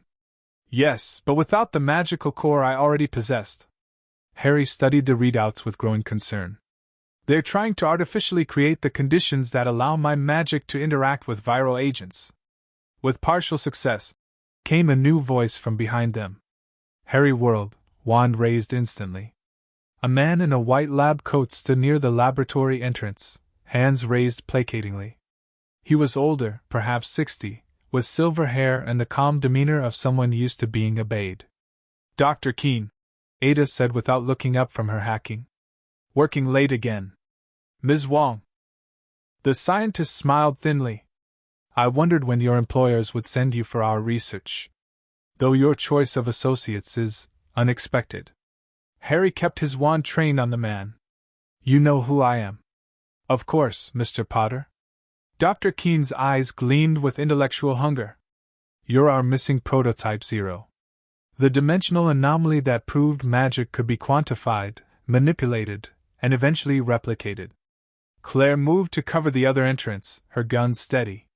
Don't try to call for help. No need. Keene gestured to the suspended figure. I'm merely here to observe tonight's activation sequence. Subject Epsilon is scheduled for his first consciousness test in approximately 2 minutes. Harry felt a chill. You're waking him up? In that condition? After 6 months of genetic restructuring, we believe he's ready for initial cognitive assessment. Keene studied Harry with undisguised curiosity. Your return to our monitoring network was fortuitously timed. We've theorized that proximities between magical signatures might enhance receptivity. Ada looked up sharply from her work. You knew we were coming. We detected Mr. Potter's unique energy signature yesterday. Keene confirmed. Rather than prevent your infiltration, we adjusted our timetable to coincide with it. A perfect experimental opportunity. Harry's mind raced. They hadn't sprung a trap, they'd walked into a controlled experiment. Shut it down. He ordered Ada. Whatever you're doing, stop the activation sequence. Working on it. She replied tensely, fingers flying over keys. I'm afraid it's automated. Keene said with academic detachment. 60 seconds to initiation. You might want to observe from behind the safety barriers. Initial awakening can be energetic. The blue fluid in the tank began to bubble, temperature gauges on nearby monitors rising rapidly. The suspended figure twitched, fingers flexing as the viral patterns beneath his skin pulsed with increasing brightness. Claire, get behind cover, Harry directed, moving toward the tank. I need to contain whatever happens. Harry, she began to protest. Trust me, he interrupted, his magic already gathering as he prepared to cast containment spells. I can sense the energy patterns. It's going to be like a magical explosion when he wakes. Keene watched with fascination. Remarkable. You can directly perceive the arcane energy matrix. It's not arcane energy, Harry snapped. It's a corrupted imitation of real magic. You've created something that doesn't belong in either world. The scientist merely smiled. Creation often begins with imitation, Mr. Potter. In time, this new form of biomagical energy will evolve beyond its origins. The countdown on nearby screens reached 10 seconds. Harry raised his wand, channeling his magic into the strongest containment spell he could manage. A modified bubblehead charm expanded to encompass the entire tank. Protego totalum contegerum, he incanted, feeling his magic stretch and adapt to the unique challenge. A shimmering dome of energy formed around the tank just as the timer reached 0. The subject's eyes snapped open, solid blue, glowing with the same energy that coursed through his transformed body. The tank fluid churned violently as the subject convulsed, arms outstretching as if reaching for something. His mouth opened in a silent scream, and then, a pulse of blue energy erupted from his body, slamming against Harry's magical barrier with tremendous force. Harry staggered but maintained the spell, gritting his teeth as the conflicting energies fought for dominance. It felt like holding back a tidal wave with his bare hands. Fascinating! Keene exclaimed, recording observations on a tablet. Direct energy projection without physical medium. Pure biomagical manifestation. Shut up and help! Claire shouted at him, moving to Harry's side despite the danger. How do we stop it? The subject in the tank twisted unnaturally, spine arching as another pulse of energy built within him. The viral patterns beneath his skin blazed like blue fire, forming complex geometric shapes that shifted and rearranged continuously. Harry recognized what was happening with growing horror. He's trying to cast spells instinctively. The viral patterns are forming magical signatures. Precisely, Keen confirmed excitedly. The arcane strain uses your magical template to create similar capabilities in non-magical hosts. Ada appeared beside them, her hacking device still attached to the system. I've overridden emergency protocols. We have two options, full cryogenic shutdown or emergency purge. Shutdown, Harry directed immediately. Freezing should disrupt the energy patterns. Initiating. Ada confirmed, typing commands. The tank's temperature gauges plummeted as supercooled gas flooded the chamber. The subject thrashed more violently, fighting against the cold, each movement generating new pulses of energy that hammered against Harry's shield. It's not working fast enough, Claire warned, watching auxiliary monitors. His core temperature isn't dropping significantly. He's generating too much heat from the energy conversion. Keen observed, still taking notes. Remarkable efficiency. Harry made a split-second decision. If the artificial magic responded to his presence, perhaps he could influence it more directly. He modified his spell, changing from pure containment to something more interactive. Finite Incantatum Arcanum. He cast, deliberately incorporating the Convergence's terminology into the magical framework. His spell penetrated the shield, reaching into the tank and connecting with the swirling energies around the subject. For a moment, Harry felt a bizarre linkage, as if he could sense the other's rudimentary consciousness, driven by confusion and pain rather than rational thought. The connection gave him an opening. Harry pushed his magic further, not to destroy but to calm, like soothing a frightened hippogriff. He visualized the energy pattern settling, stabilizing, returning to dormancy. Gradually, the blue glow began to fade. The subject's convulsions slowed, then stopped altogether, as he drifted back into unconsciousness. The viral patterns beneath his skin dimmed to barely visible traceries. Harry lowered his wand, breathing heavily from exertion. That was no ordinary BOW. That was something new. The first of many, Keen said proudly, unfazed by the near disaster. Once we perfect the integration process, the arcane strain will revolutionize.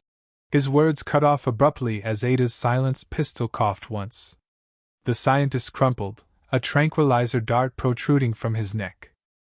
He was becoming tedious, she explained coolly, holstering her weapon. And we have work to do. Claire was already checking the rest of the laboratory. 3 more tanks in the adjoining room, she reported. Earlier test subjects, from the look of them. Less developed. Harry approached the main tank again, studying the now dormant subject. We can't let them continue this research. The energy this prototype generated was unstable, unpredictable. Agreed, Ada said, returning to the computer terminal. I've downloaded their research data.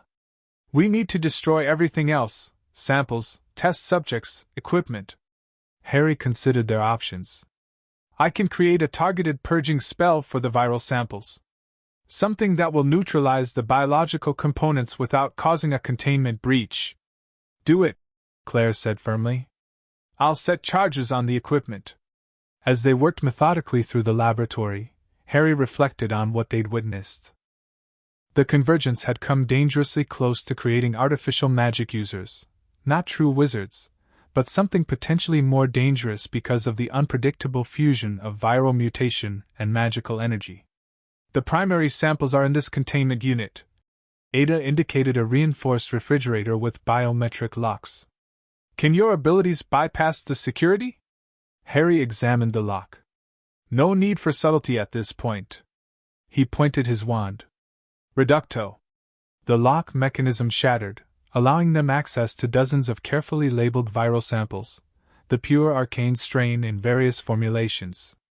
Harry withdrew the vial of corrosive solution he'd prepared, modifying it with an incantation to specifically target the unique viral patterns he'd observed. Stand back, he warned, pouring the solution over the samples. The glass vials hissed on contact, their contents turning black before dissolving completely. Ada watched the destruction with an unreadable expression. My employers will be disappointed. They'll survive the disappointment, Claire replied, finishing with the explosive charges. Unlike what might happen if this research continued. Harry moved to the tanks containing the other test subjects. They were less developed than the primary prototype, showing only early stages of the transformation. Still, he could sense the same viral patterns beginning to form beneath their skin. I can put them into complete dormancy, he said quietly. Essentially a magical coma that will prevent the virus from progressing. And then? Claire asked. Harry met her eyes. And then we notify Leon's agency. They'll have protocols for containing BOWs humanely. Ada raised an eyebrow. Humanity for monsters, Mr. Potter? Most would simply eliminate the threat. They're victims, Harry said firmly. They didn't choose this transformation. He cast the necessary spells on each subject, ensuring they would remain stable until properly contained. As he worked, his thoughts returned to the moment of connection with the primary prototype, the flash of confused consciousness he'd sensed.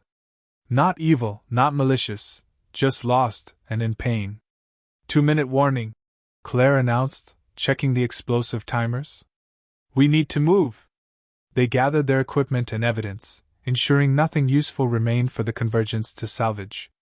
Harry cast one final spell, a modified version of Fiendfire, contained and controlled to activate after they'd gone, that would purge any remaining viral traces from the facility.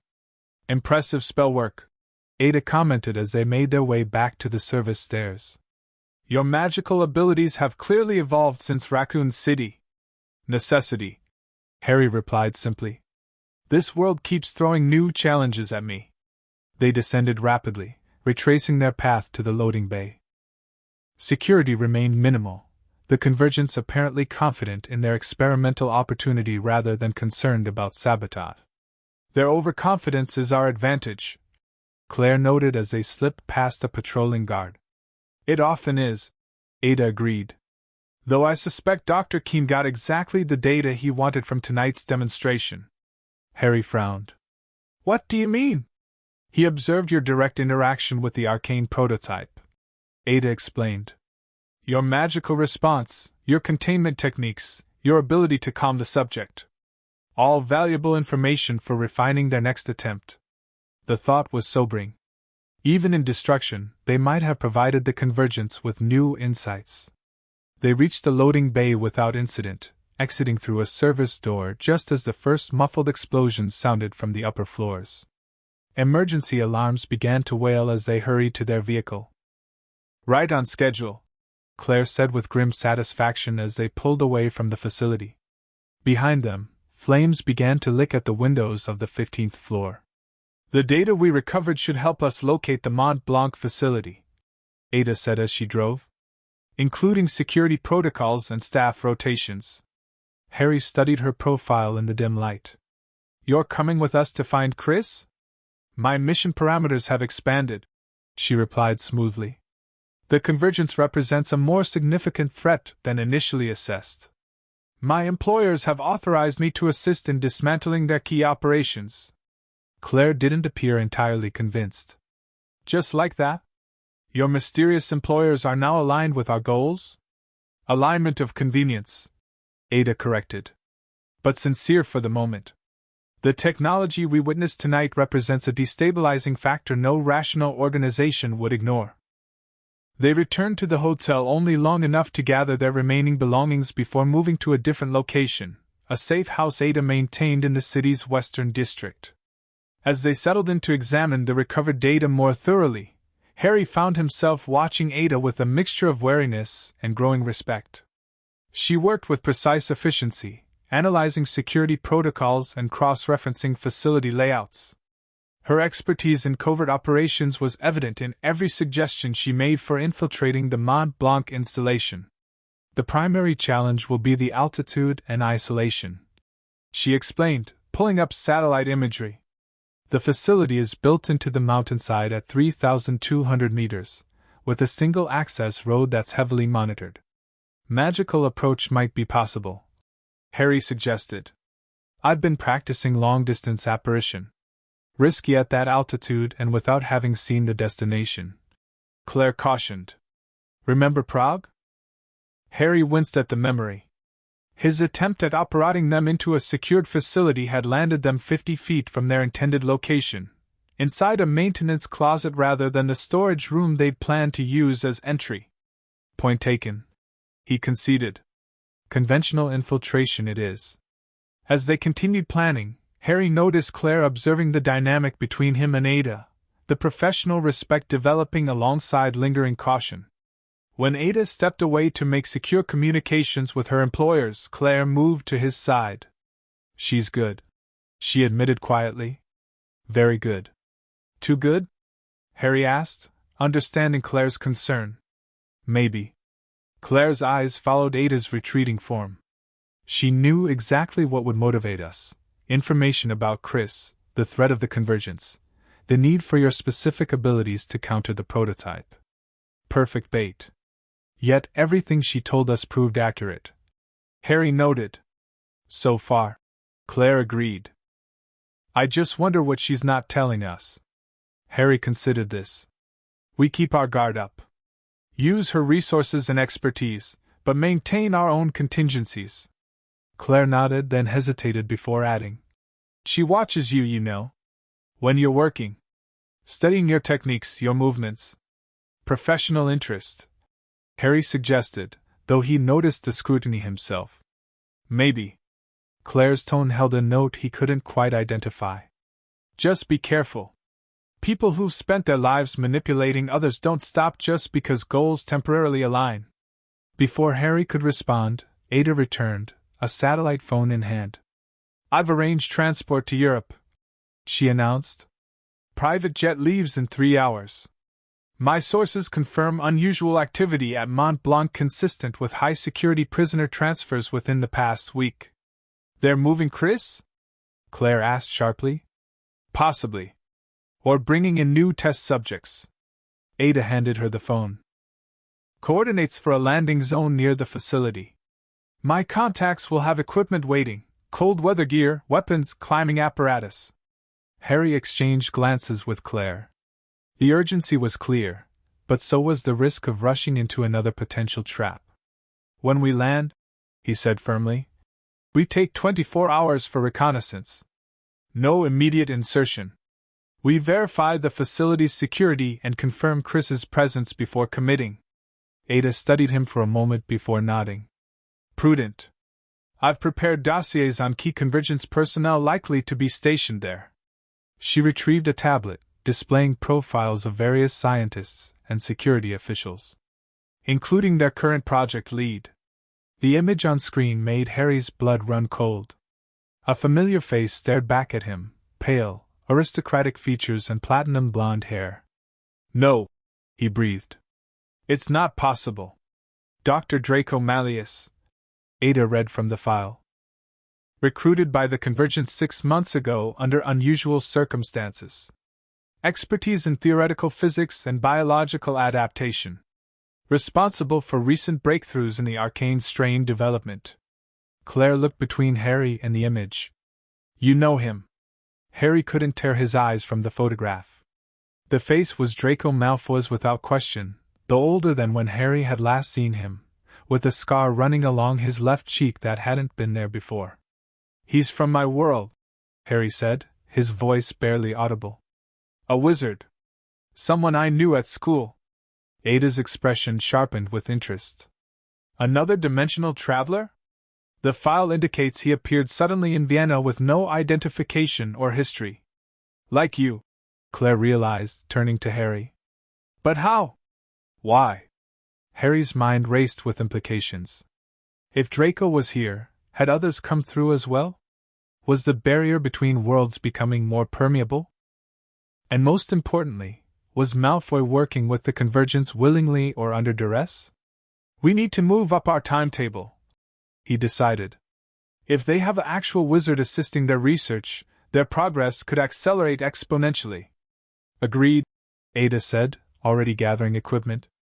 I'll notify the pilot we're leaving immediately. As they prepared for departure, Harry felt the weight of this new development settling over him. The presence of another wizard, especially one with Malfoy's complicated history, changed everything. No longer was he simply fighting against scientists experimenting with pseudo-magical viral agents. Now the Convergence had actual magical knowledge at their disposal. The implications were staggering and terrifying. On the flight to Europe, while Claire slept in the private jet's comfortable seating, Ada approached Harry with 2 glasses of scotch. "You should rest," she advised, offering him a drink. "The operation ahead will require your full faculties." Harry accepted the glass but didn't drink immediately. "You knew, didn't you? About Malfoy. That's why you sought us out now." Ada didn't insult his intelligence by denying it. "My intelligence indicated the Convergence had acquired a consultant with unusual knowledge of theoretical dimensional physics. I didn't know he was specifically from your world until I saw your reaction." "Convenient timing," Harry observed. "I act when advantages present themselves," she replied unapologetically. "Your emergence in Hong Kong coincided with intelligence about accelerated research at Mont Blanc. Practical alignment of interests." Harry studied her over his untouched drink. "What's your real stake in this, Ada? Your employers seem conveniently aligned with whatever serves your immediate goals." A subtle smile curved her lips. "Perceptive, Mr. Potter. Let's say I maintain relationships with various interested parties. Sometimes their goals overlap with my own professional assessments." "And what is your assessment of our current situation?" Ada sipped her scotch, considering her answer. "The Convergence represents an evolutionary step in bioweapon development that threatens established power structures. Their research into dimensional barriers could destabilize multiple realities. And on a personal level." She paused, something almost vulnerable flickering in her eyes. "I've seen what happens when corporations like Umbrella play God. Raccoon City was only the beginning." For the first time, Harry sensed genuine emotion behind her careful facade. "You lost someone there." Ada's expression closed immediately. "Many people did.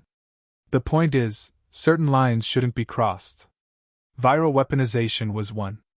Dimensional manipulation is another." Harry finally tasted his drink, the smoky liquid burning pleasantly. "And what about me? Where do I fit in your assessment?" "You," Ada said, studying him with renewed intensity, "are the most fascinating variable I've encountered in years of field work. A dimensional refugee with abilities that defy conventional understanding, adapted to interact with viral agents in unprecedented ways." She leaned slightly closer. "In another context, I might have been assigned to eliminate you as a destabilizing factor. Instead, I find myself intrigued by the possibilities you represent." The admission hung between them, layered with meanings both professional and personal. Harry was acutely aware of Claire sleeping just meters away, and of the complex dynamics now developing between the three of them. "We should focus on the mission," he said finally. "Finding Chris and stopping the Convergence." Ada nodded, accepting his deflection gracefully. "Of course. Though I hope you understand, Mr. Potter, that in our line of work, personal and professional interests often intertwine in unexpected ways." She rose smoothly, leaving her half-finished drink beside his. "We land in 3 hours. I suggest you get some rest as well." As she moved toward the front of the plane, Harry found himself watching her, the controlled grace of her movements, the calculated precision in every gesture. Claire had been right to be cautious. Ada Wong was as dangerous as she was compelling. Yet as they flew toward a confrontation with both Umbrella's latest horror and a ghost from his own world, Harry couldn't help feeling that their unlikely alliance with the enigmatic spy might be their greatest asset, or their most dangerous liability. The Mont Blanc facility loomed before them, a brutalist concrete structure embedded in the mountainside like a gray cancer against the pristine alpine snow. 3 days of careful reconnaissance had confirmed their intelligence. This was indeed a primary Convergence research installation, with heightened security and regular supply deliveries. More importantly, they'd verified Chris Redfield's presence through intercepted communications and thermal imaging of the containment level. East Wing, Sublevel 3, Claire said, reviewing their final plan as they prepared in a small cabin 2 kilometers from the facility. Cell block designation S7. That's where they're holding him and the other SDRS members. Harry checked his equipment one final time, wand secure in a special holster at his wrist, potions distributed in unbreakable vials, communication device enchanted against interference. The last 6 months had taught him to merge magical preparation with tactical reality. Thermal imaging shows 15 guards on rotation, Ada reported, adjusting her specialized infiltration gear. 2 at each security checkpoint, 3 patrolling the exterior perimeter, and 4 monitoring the detention level. And the scientists? Harry asked, thinking of Malfoy.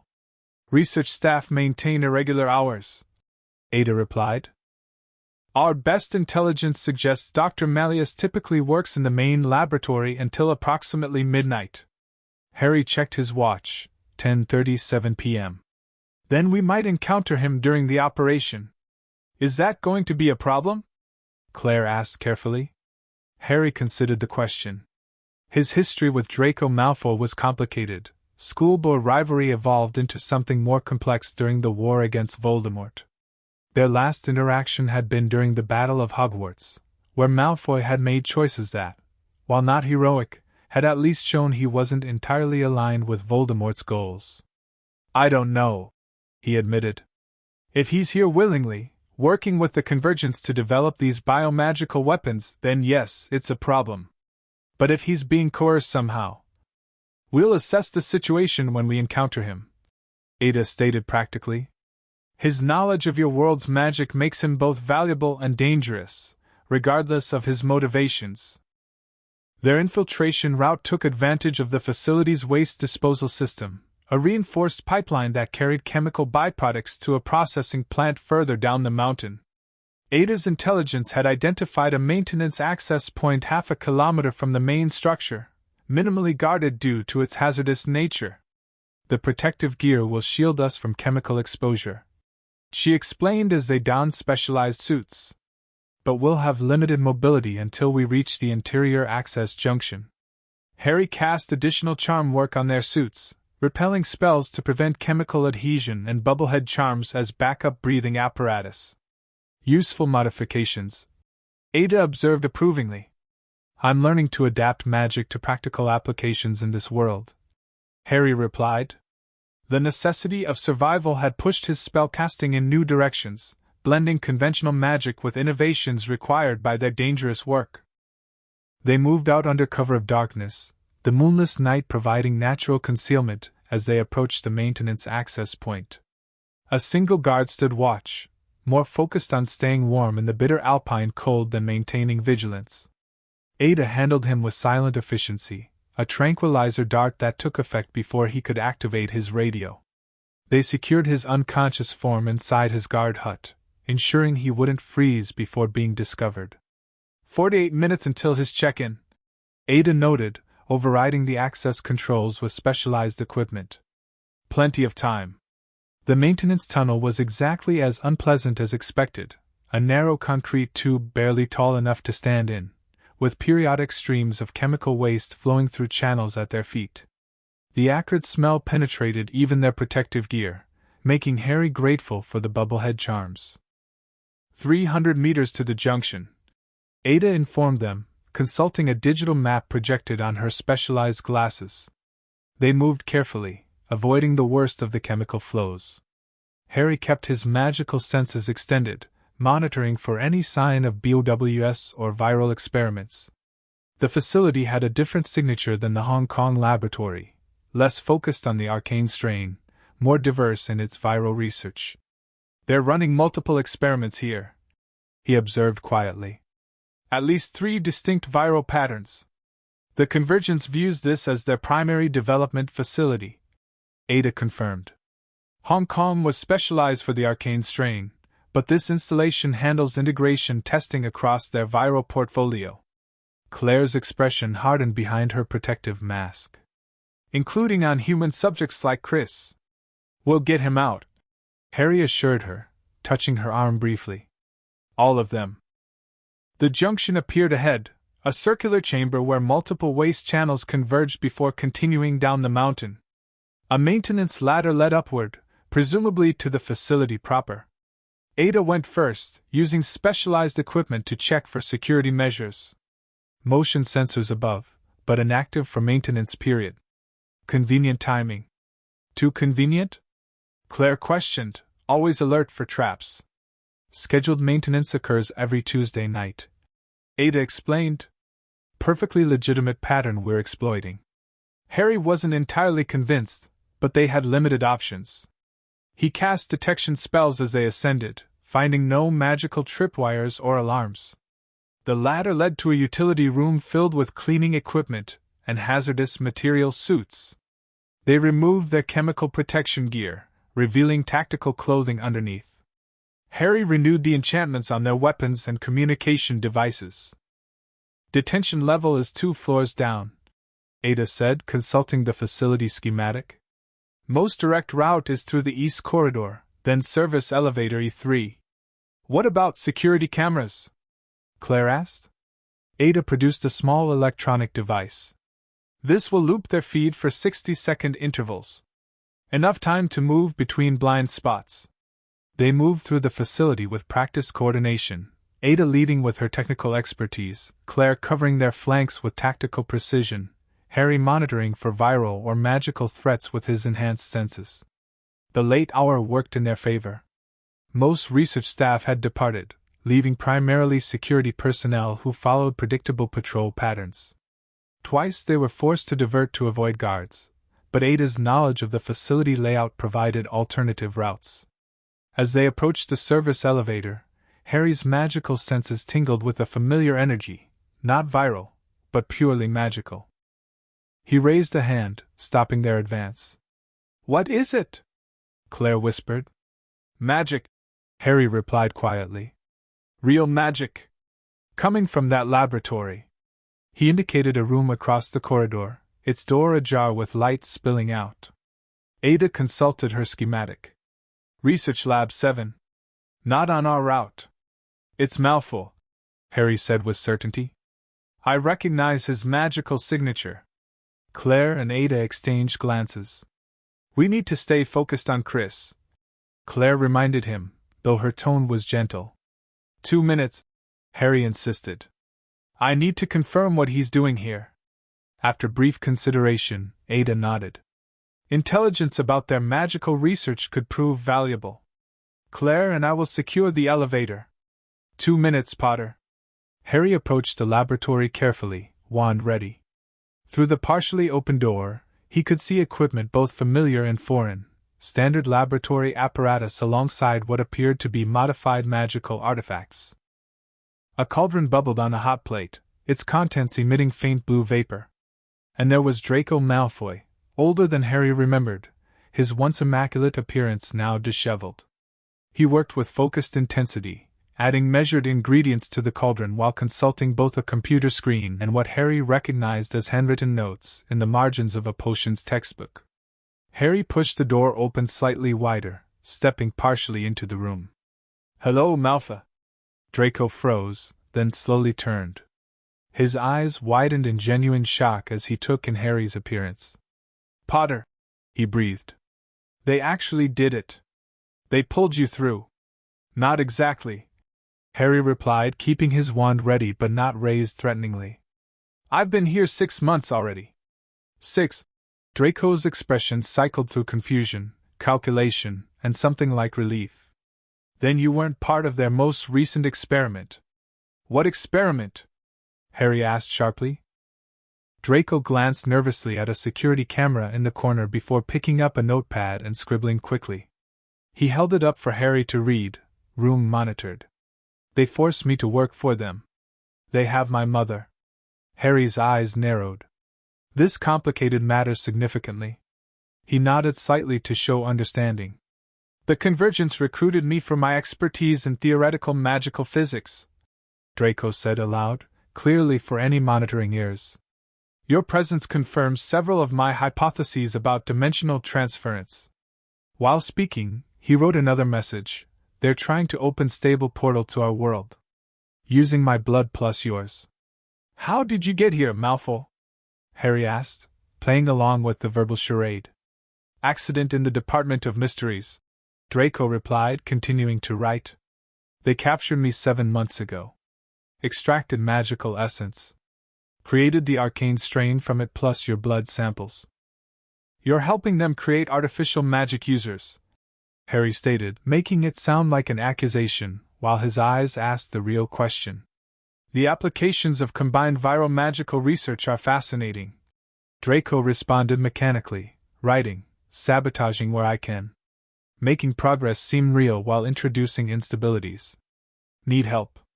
Harry made a split-second decision. Regardless of their history, he couldn't leave another wizard, especially one being coerced, in the Convergence's control. I need to know about their current projects, he said, moving closer while palming a small enchanted device Claire had designed, a specialized transmitter that would allow them to communicate securely later. Draco nodded, writing rapidly, Main Lab. Sublevel 2.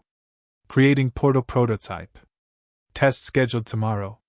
Will rupture dimensional barrier catastrophically if activated. Harry slipped him the transmitter during a seemingly casual gesture.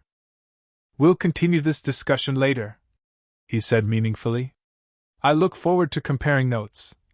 Draco replied, subtly pocketing the device while writing a final message. Redfield in S7. Special test subject. They're using his military resistance to enhance strain stability. Hurry. Harry nodded once before backing toward the door. Your cooperation will be remembered, Dr. Malleus. As he rejoined the others at the elevator, Claire looked at him questioningly. It's complicated, he said quietly. He's being coerced.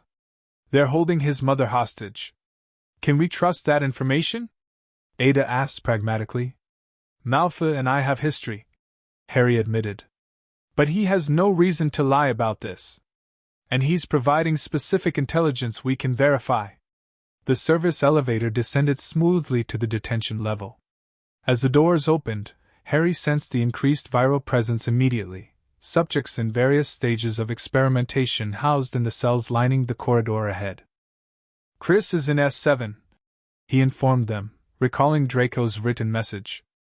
And Malfoy says they're using him for special tests related to the strain stability. Military resistance factors. How would he know that specifically? Ada questioned. We can ask him later, Claire said firmly. Right now, we focus on the extraction. The detention level was designed for containment rather than comfort. Sterile white corridors with reinforced cell doors at regular intervals, each bearing numeric designations and biohazard warnings. Monitoring stations stood at each intersection, currently staffed by only a single guard who was easily neutralized by Ada's efficient approach. Cell Block S begins after the next security door, she reported, checking the facility schematic on the guard's computer. Keycard access only? Claire retrieved the guard's credentials. Problem solved. The security door required both keycard and fingerprint verification. Harry improvised, casting a complex charm to temporarily transfer the guard's fingerprint pattern onto Claire's thumb. That's a new one, she commented as the scanner accepted the falsified print. Came in handy in that Sydney laboratory, Harry reminded her. Though it only lasts about 5 minutes, so we should hurry. Cell Block S proved to be a higher security section, with additional monitoring equipment and medical apparatus outside each cell. Most contained subjects in various stages of viral experimentation, some still recognizably human, others transformed beyond recognition. These people, Claire whispered, horror evident in her voice as they passed cells containing grotesquely mutated individuals. They were all normal once. The Convergence views them as necessary sacrifices for evolution, Ada said grimly. Creating new life forms through viral manipulation. Harry felt each subject's viral signature as they passed, different strains, different modifications, all causing immense suffering. The magical aspect of his viral sensitivity allowed him to perceive not just the biological changes but the lingering consciousness trapped within each mutated form. S7. Claire identified a cell near the end of the corridor. The monitoring equipment outside showed stronger life signs than the others, a subject maintaining human vitals despite viral exposure. The viewing panel revealed a man strapped to a medical bed, intravenous lines feeding something blue into his veins. Despite months of captivity and experimentation, Chris Redfield's physique remained powerful, his features recognizable despite evident suffering. Chris, Claire breathed, her professional demeanor briefly cracking at the sight of her brother. Harry examined the security lock, more sophisticated than the others, with multiple biometric requirements. "This will take both of us," he told Ada, who was already connecting bypass equipment to the electronic components. "Cover us," she instructed Claire, who positioned herself at the corridor junction, weapon ready. While Ada worked on the electronic security, Harry focused on the biological components, viral signatures incorporated into the locking mechanism itself, requiring specific pathogen interactions to disengage. "They've built viral recognition into the lock," he observed. "Keyed to specific researcher profiles. Can you bypass it?" Ada asked, her fingers flying over her electronic interface. Harry nodded, drawing his wand. This would require precision, manipulating viral patterns without triggering the security system's biological alarms. "Imitatio viralis," he incanted softly, visualizing the viral signature he'd sensed from Dr. Keene in Hong Kong.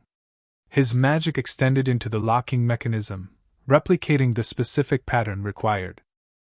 Ada's equipment beeped confirmation as the electronic bypass synchronized with Harry's magical override. The heavy door clicked and slid open. Chris Redfield's eyes snapped open at the sound, alert despite his captivity, instantly assessing the new arrivals with a soldier's trained perception. "Claire?"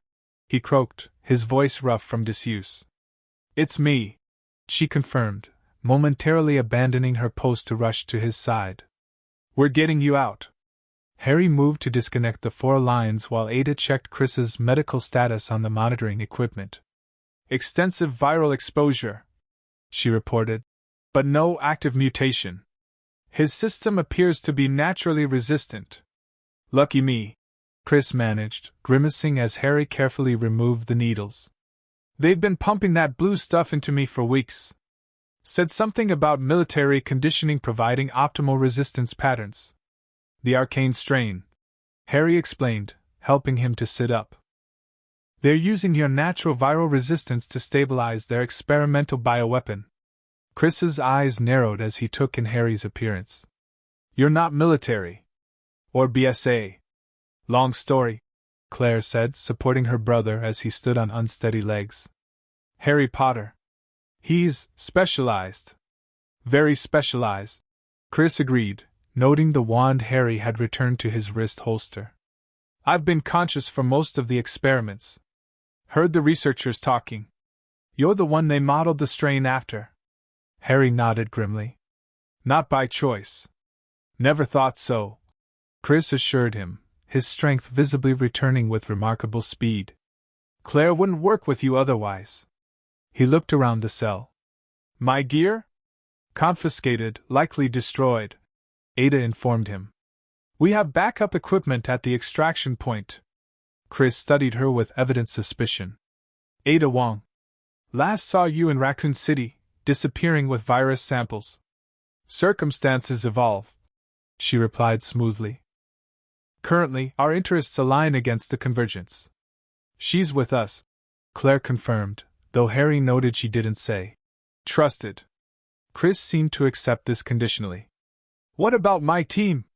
"Martinez and Chambers were brought in with me." Harry consulted the cell block schematic Ada had downloaded. 2 more S-class cells at the end of this corridor. S8 and S9. We extract all of them, Chris stated firmly, already moving toward the door despite his weakened condition.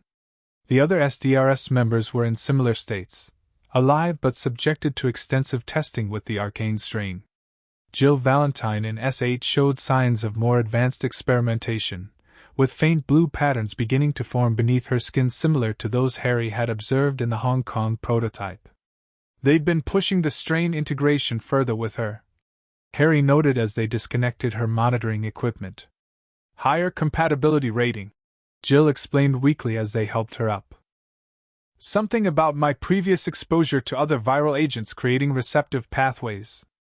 The third team member, Carlos Oliveira, was in better physical condition but showed signs of different experimentation. Injection sites along his spine suggested direct nervous system interaction with viral agents. They kept talking about neuropathways, he reported as they freed him. Compatibility with something they called arcane communication structures. They're trying to create a networked response, Ada realized. Subjects who can communicate through the viral magical link. The implications were disturbing. A potential hive mind of artificially created magical beings, linked through viral modification.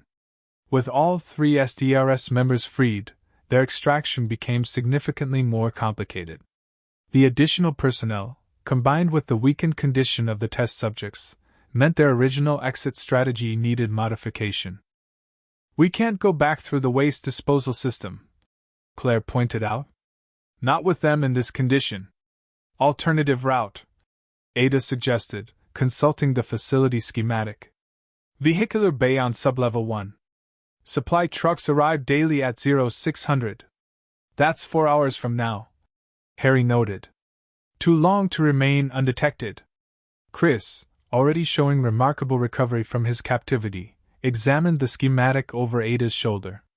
Helipad on the east wing.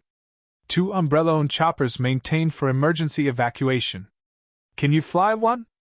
Ada asked. Chris smiled grimly. Better than whoever they've got on standby. Their revised plan took shape quickly. They would move upward through the facility to the helipad level, using Harry's magical abilities to bypass security where possible, and Ada's technical skills for the rest. Claire and the recovering SDRS members would provide tactical support as their conditions allowed. Before we go, Harry said, there's something else. The main laboratory on sublevel 2 contains a prototype portal device. According to my source, they're planning a test tomorrow that could catastrophically rupture dimensional barriers. Your source? Chris questioned. Another wizard from my world. Harry explained briefly. Being coerced to work for the Convergence.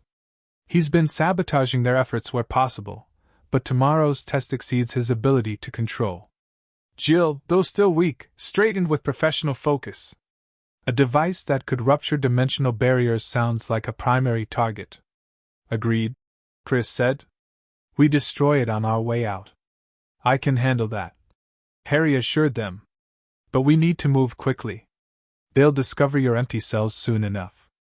They moved through the detention level cautiously, avoiding the main corridors where possible in favor of service passageways Ada identified from the schematics.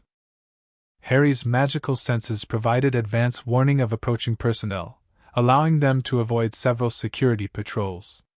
As they reached the access stairwell to sublevel 2, Harry felt a familiar magical ripple, Draco using some form of magic nearby. The sensation was followed by alarm klaxons blaring throughout the facility. Our absence has been noticed, Ada observed calmly. Change of plans? Chris decided immediately. Direct approach now. Claire, you and Ada get my team to the helipad. Harry and I will handle the laboratory device. We stay together, Claire countered firmly. No time for debate, Chris replied, his natural leadership reasserting itself despite months of captivity. Jill and Carlos need medical attention. The mission parameters have changed to an emergency extraction. Harry recognized the tactical sense in Chris's proposal. He's right. Claire, get them out. We'll meet you at the helipad in 20 minutes. She hesitated only briefly before nodding. 20 minutes. After that, we come looking for you. Wouldn't expect anything less, Harry replied with the slightest smile. As the group separated, Chris turned to Harry. So, wizard from another dimension, huh? Claire's messages were light on details. It's complicated, Harry replied as they moved toward the main laboratory. Short version, magic is real where I'm from. I died fighting a dark wizard, somehow ended up here during the Raccoon City outbreak, and discovered my magic had evolved to interact with viral agents. Heard weirder, Chris remarked with surprising acceptance. Seen enough BOWS and viral mutations that magic honestly doesn't seem that strange anymore. The main laboratory occupied a large section of Sublevel 2, its reinforced doors now sealed by the security alert. Through the observation windows, Harry could see frantic activity inside, scientists securing equipment and data as security personnel took defensive positions. At the center of the lab stood a massive device resembling a circular gateway, crackling with blue-tinged energy that Harry recognized as a corrupted form of magical power. Working at the control panel was Draco, surrounded by armed guards. "That's your wizard contact?" Chris asked, observing the scene. "Draco Malfoy," Harry confirmed. "We weren't exactly friends in school." "Complicated indeed," Chris noted dryly. Harry assessed the situation quickly. "They're accelerating the test schedule because of the security breach. We need to get in there now." "Direct approach?" Chris suggested, checking the handgun Ada had provided him earlier. "With a distraction," Harry agreed, raising his wand. "Stand back." He channeled his magic, focusing on a spell he'd refined over months of combating Umbrella's security systems. Energia Disruptus. The specialized charm targeted electronic systems, creating a cascading power surge that overloaded circuits without permanently damaging infrastructure. The laboratory lights flickered wildly before emergency systems engaged, temporarily disabling electronic door locks in the process. "Now!"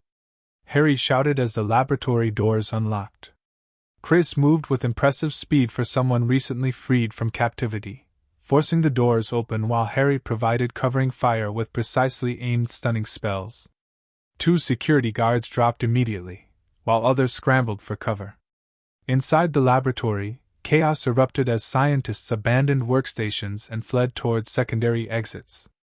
Draco, however, remained at the portal control panel, his expression revealing momentary relief at Harry's arrival before returning to careful neutrality for the benefit of observers. "Shut it down!" Harry called to him, deflecting bullets with shield charms as they advanced into the laboratory. "System already initiated," Draco called back, his fingers moving rapidly over controls. "Trying to modify parameters to minimize damage." Chris engaged the remaining security personnel with tactical precision, making each borrowed bullet count despite his weakened condition. "Whatever you're going to do, do it fast," he advised Harry. The portal device pulsed with increasing energy, the blue-tinged field within its circular frame beginning to swirl and distort. Harry could feel the magical resonance building, a dangerous accumulation of power that threatened to tear through dimensional barriers. "Malfoy," he shouted over the rising hum of the machine. "What's the critical component?" Draco pointed to a cylindrical chamber beneath the control panel. "Stabilization matrix. Contains our combined blood samples." Harry understood immediately. The device was using their magical blood as a resonance key to locate and connect with the wizarding dimension. Without that biological link, the portal would lose its specific targeting. "Cover me," he told Chris, who nodded and repositioned to provide better firing angles. Harry rushed toward the control panel, deflecting energy discharges from the increasingly unstable portal. As he reached Draco's position, he noted with alarm that the other wizard looked significantly worse up close, pale, exhausted, with visible signs of mistreatment. "They've accelerated the timeline," Draco explained rapidly as they both worked at the controls. "Your extraction of the test subjects triggered emergency protocols, including opening a potentially catastrophic dimensional portal?" Harry questioned incredulously. "They're desperate," Draco replied grimly. "The research director believes a successful portal, even an unstable one, would provide enough data to perfect the technology elsewhere." The cylindrical blood container was secured behind a biometrically locked panel. Harry didn't bother with finesse, simply blasting it open with a concentrated reducto spell. Inside, vials of blood, labeled with both their names, were feeding into an apparatus that converted the biological material into the energy signature powering the portal. "If I destroy these, what happens to the portal?" Harry asked quickly. "Immediate collapse," Draco answered. "But the energy already accumulated has to go somewhere. The backlash could level this entire facility." Harry thought rapidly. Can we redirect it? Channel it somewhere safer? Draco's eyes widened with sudden understanding. The arcane prototypes in sublevel 4. Their viral magical matrices could absorb the energy, killing them in the process, Harry realized grimly. They're barely human anymore, Draco countered, though his expression showed the ethical weight of the suggestion. And it's them or everyone in the facility, including your friends. Chris joined them, having temporarily secured their position. Whatever you're planning, make it fast. Reinforcements incoming, and our extraction window is narrowing. Harry made his decision. Redirect the energy to sublevel 4, then destroy the blood samples. Draco nodded, fingers flying over the controls. Reconfiguring discharge parameters. You'll need to time the destruction perfectly with my signal. The portal's energy field had begun to stabilize, forming what appeared to be a window into swirling darkness. Harry thought he glimpsed familiar shapes in that void, towers that might have been Hogwarts, trees that resembled the Forbidden Forest. His heart constricted at these glimpses of home, so close yet fundamentally unreachable. Ready, Draco announced, his hand poised over a final control. On my mark, now. Harry cast a precisely controlled incendio, engulfing the blood samples in magical fire that consumed them instantly. Simultaneously, Draco activated the energy redirection. The effect was immediate and spectacular. The portal collapsed with a thunderous implosion, energy arcing wildly before being drawn downward through the facility's infrastructure. The floor beneath them trembled as the redirected power surged towards sublevel 4. We have approximately 3 minutes before secondary systems fail, Draco informed them calmly. Including life support and structural integrity. Then we move, Chris stated, already heading toward the exit. You're coming with us, Harry told Draco firmly, leaving no room for argument. Draco hesitated. They still have my mother. We'll find her, Harry promised. But we can't do that if you're dead or recaptured. After a moment's internal struggle, Draco nodded and joined them as they rushed from the destabilizing laboratory.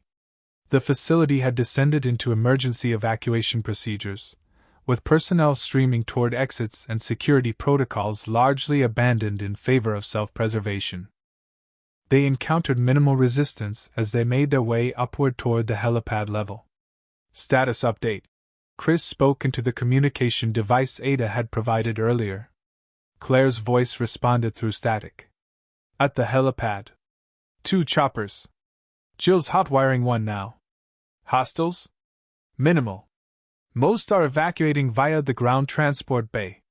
Whatever you did down there has them running scared.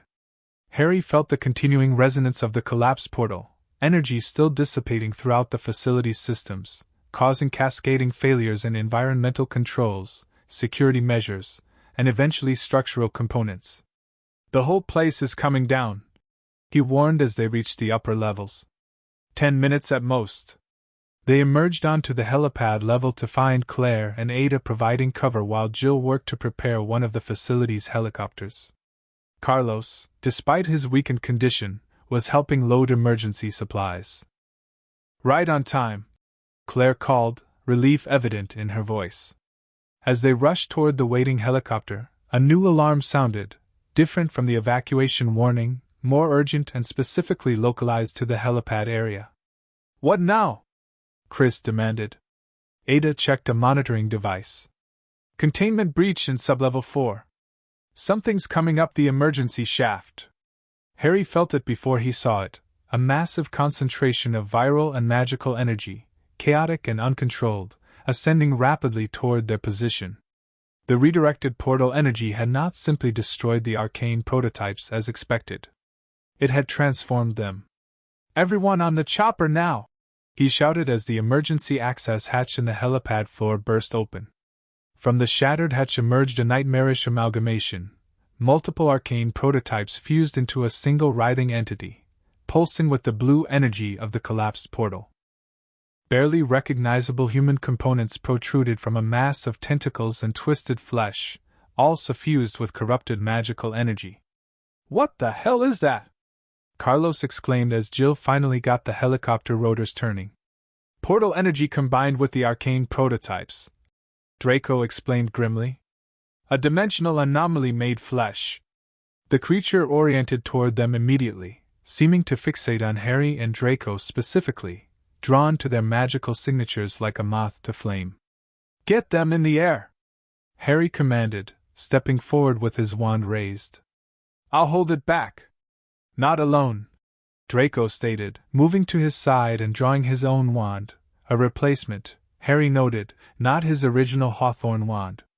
Claire took up position beside them, her gun loaded with the specialized viral-penetrating rounds. We do this together. The anomaly attacked with frightening speed, tentacles lashing out while pulses of blue energy erupted from its writhing mass.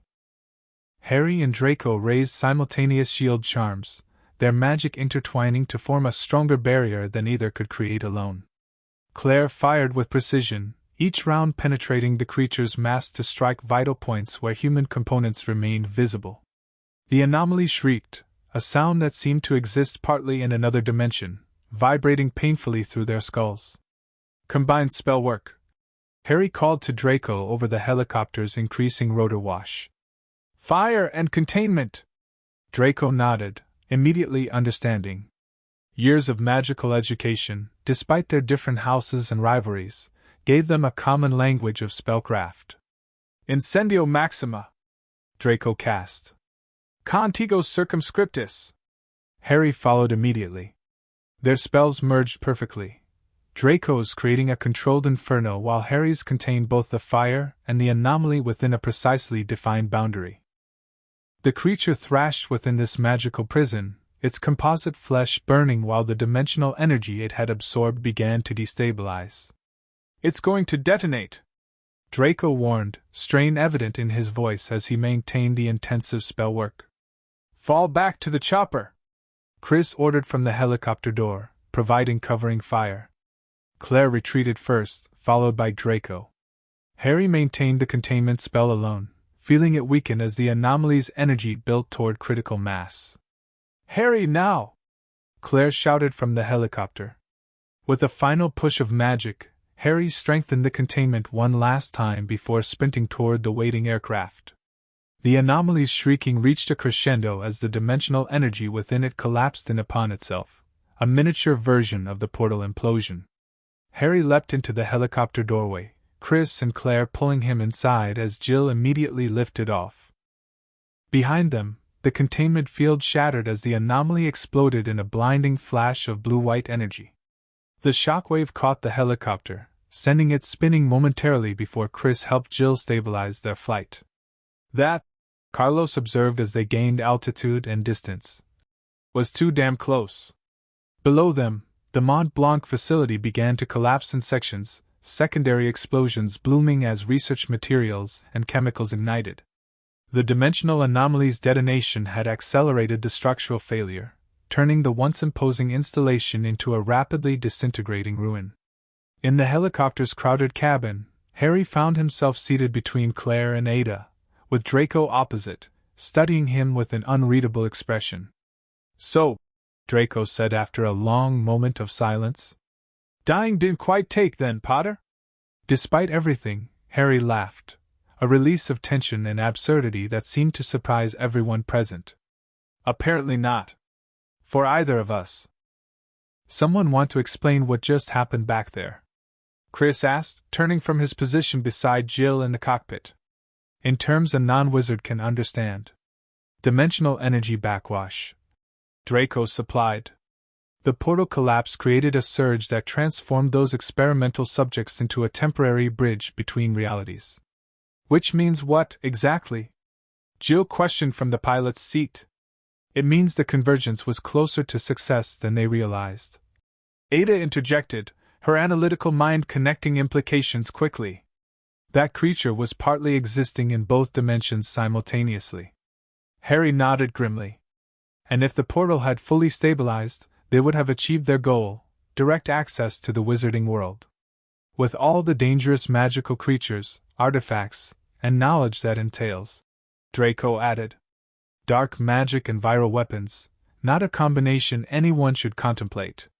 Claire studied Draco with lingering suspicion. You worked for them. Under duress, he replied stiffly. They're holding my mother in a facility in South America. Using her as leverage. We'll find her. Harry promised again. But first, we need to regroup and plan our next steps. Ada consulted her satellite phone. I have a safe house in Geneva. We can land at a private airfield 50 kilometers from here, then ground transport to the city. Chris exchanged glances with his team members before nodding agreement. Works for now. But when we're secure, I want full briefings from everyone, especially you two. He pointed between Harry and Draco. No more magical mystery tours without explanation. As the helicopter carried them away from the burning facility, Harry found Claire's hand seeking his, their fingers intertwining discreetly. On his other side, he noticed Ada watching the gesture with enigmatic interest. Thank you, Claire said softly. For everything back there. For helping find Chris. We did it together. Harry replied, equally quiet. Like always. From across the cabin, Draco observed their interaction with raised eyebrows before commenting dryly. Some things never changed, Potter. Still playing the hero. And you still have impeccable timing for sarcasm, Malfoy. Harry returned without heat. Their banter, familiar from another life, created a strange bridge between worlds, a reminder of where they'd come from and the bizarre circumstances that had brought them together again in this viral-plagued reality. As Geneva's lights appeared on the horizon, Harry contemplated the expanding complexities of their situation. The Convergence remained active despite this setback. Umbrella's reach extended globally. And now they had confirmed that dimensional travel was possible in both directions, raising questions about who else might have crossed over, willingly or otherwise. But they had also gained new allies and intelligence. Chris Redfield and his team brought combat experience and organizational connections through the BSA. Draco, despite their complicated history, provided invaluable insight into the Convergence's magical research. And Ada, enigmatic as ever, continued to prove both useful and intriguing. The helicopter banked toward the distant airfield, carrying them toward a brief respite and planning session before their next inevitable confrontation with Umbrella's darkest ambitions. As they flew through the night, Harry found himself caught between worlds both literally and figuratively, between his magical past and viral fighting present, between Claire's steadfast partnership and Ada's mysterious allure, between saving this world and remembering his own. The biomagic warrior's journey was far from over. In many ways, it was only beginning to reveal its true complexity. Chapter 3 Convergence. 3 weeks after the Mont Blanc facility's destruction, Harry Potter crouched in dense Amazonian undergrowth, sweat trickling down his back despite the cooling charms he'd cast on his tactical gear. The humid air shimmered with heat as he studied the compound through enchanted binoculars, a seemingly innocuous pharmaceutical research station nestled in the Brazilian rainforest. Perimeter check. Claire's voice crackled through his earpiece. South quadrant clear. Harry responded softly. 2 guards at the service entrance, rotating on 30-minute intervals. West approach secure, came Ada's measured tone. Delivery vehicle expected in approximately 7 minutes. Primary insertion point confirmed. Harry adjusted his position, careful to remain concealed within the lush vegetation. The mission was straightforward in concept: infiltrate the facility, locate Narcissa Malfoy, extract her without alerting the Convergence to their presence. The execution, however, promised to be considerably more complex. Satellite imaging shows multiple heat signatures in the sublevel. Chris Redfield reported from their mobile command center half a kilometer away. Can't confirm if the target is among them. She's there. Draco's voice held absolute certainty. I can sense her magical signature, faint but present. Harry had to admit Draco's assistance had proven invaluable over the past weeks. After their narrow escape from Mont Blanc, the unlikely alliance had solidified around a common purpose: dismantling the Convergence's operations while rescuing those caught in their web. Draco's intimate knowledge of their research, combined with Ada's intelligence network and the BSA's resources, had allowed them to track Narcissa to this remote facility with unusual speed. Remember, Harry reminded everyone, Minimal engagement. We get in, find Narcissa, and extract without alerting their central command if possible. The longer the Convergence believes we're still focusing on their European operations, the better. Delivery truck approaching, Ada announced. Initiating Phase 1. Harry watched through his binoculars as a nondescript supply vehicle lumbered up the dirt road toward the compound's service entrance. Right on schedule, the security barrier lifted, and bored-looking guards performed a cursory inspection before waving the truck through. What the guards couldn't know was that Ada had intercepted the scheduled delivery driver hours earlier, assuming his identity with her trademark efficiency. Now she guided the vehicle into the loading bay, positioning it precisely according to their carefully crafted plan. Phase 1 complete, she confirmed moments later. Service entrance secure. Proceeding to internal access point. Harry and Claire moved simultaneously, approaching the compound from opposite directions while maintaining cover within the dense foliage. They timed their advance to coincide with the shift change Harry had observed during their 3-day surveillance operation. When they reached the perimeter fence, Harry cast a disillusionment charm over both of them, not perfect invisibility, but sufficient to avoid casual detection by cameras or distant observers. "We're at insertion point B," Claire whispered once they'd reached the service area doorway Ada had remotely unlocked. Proceeding inside. The research station's interior presented a stark contrast to the lush wilderness outside: sterile white corridors, fluorescent lighting, and the distinctive antiseptic smell Harry had come to associate with Umbrella's facilities. His magical senses immediately detected the now familiar viral signatures of ongoing BOW research, though at lower concentrations than their previous targets. "This is primarily a holding facility, not a major research center," he murmured to Claire as they navigated through service corridors. "Limited viral experimentation happening here." "Small mercies," Claire replied grimly. They rendezvoused with Ada at a maintenance junction, where she'd already accessed the facility's security systems through a portable terminal. "Target is being held in Isolation Chamber S4, she reported, indicating a sublevel on the digital schematic. "Limited personnel in that section, 2 researchers, 1 security detail." "Any sign they know we're coming?" Claire asked, checking her specialized weaponry. Ada shook her head. "Chatter suggests they're focused on specimen preparation for transport. They're moving something, or someone, in the next 24 hours. Narcissa," Draco's voice confirmed through their comms. "I intercepted a partial transmission about magical specimen transfer protocols. They're planning to relocate her to their primary dimensional research facility." Harry felt a renewed sense of urgency. If the Convergence moved Narcissa to their main installation, extraction would become exponentially more difficult. "Change of plans," he decided. "We accelerate the timetable. Direct approach to sublevel S4. "Agreed," Chris confirmed from the command center. "Intelligence suggests minimal arcane prototypes at this location. Standard BOW containment protocols should be sufficient." They moved deeper into the facility, Ada disabling security systems ahead of their advance while Harry maintained perception charms to detect approaching personnel. Claire, with her tactical expertise, took point whenever they navigated potential engagement zones. The sublevel access required both keycard and biometric verification.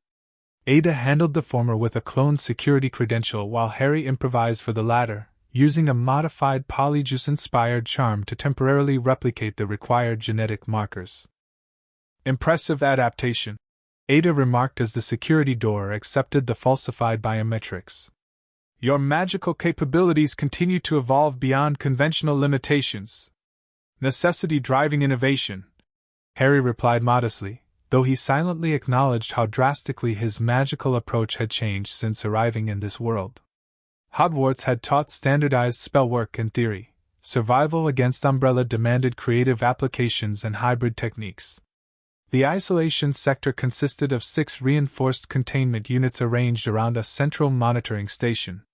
Through observation windows, Harry could see that most chambers contained various stages of BOW development, creatures twisted by viral experimentation, some still recognizably human, others transformed beyond recognition.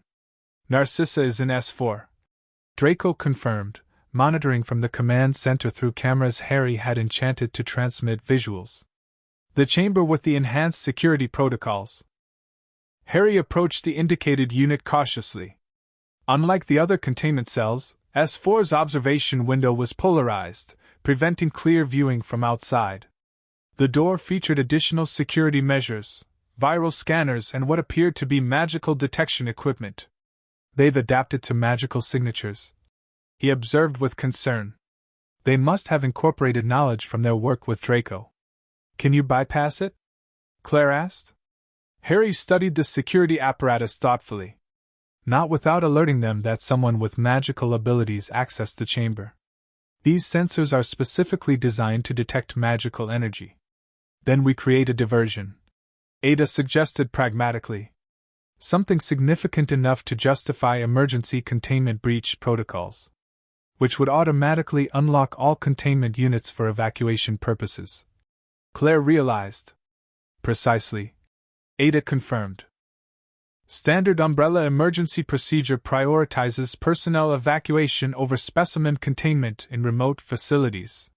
Harry considered their options. A controlled breach in one of the other containment units would trigger the necessary protocols without releasing truly dangerous specimens into the facility. Containment Unit S1, he decided, noting its contents were early-stage viral subjects with limited mobility. I can create a localized disruption that will trigger alarms without endangering our extraction route. With careful precision, Harry directed his wand toward the designated containment unit's external control panel.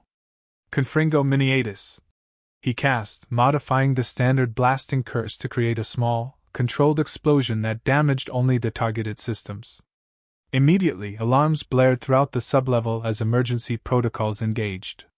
Red warning lights strobed along corridors as automated announcements instructed personnel to proceed to evacuation points.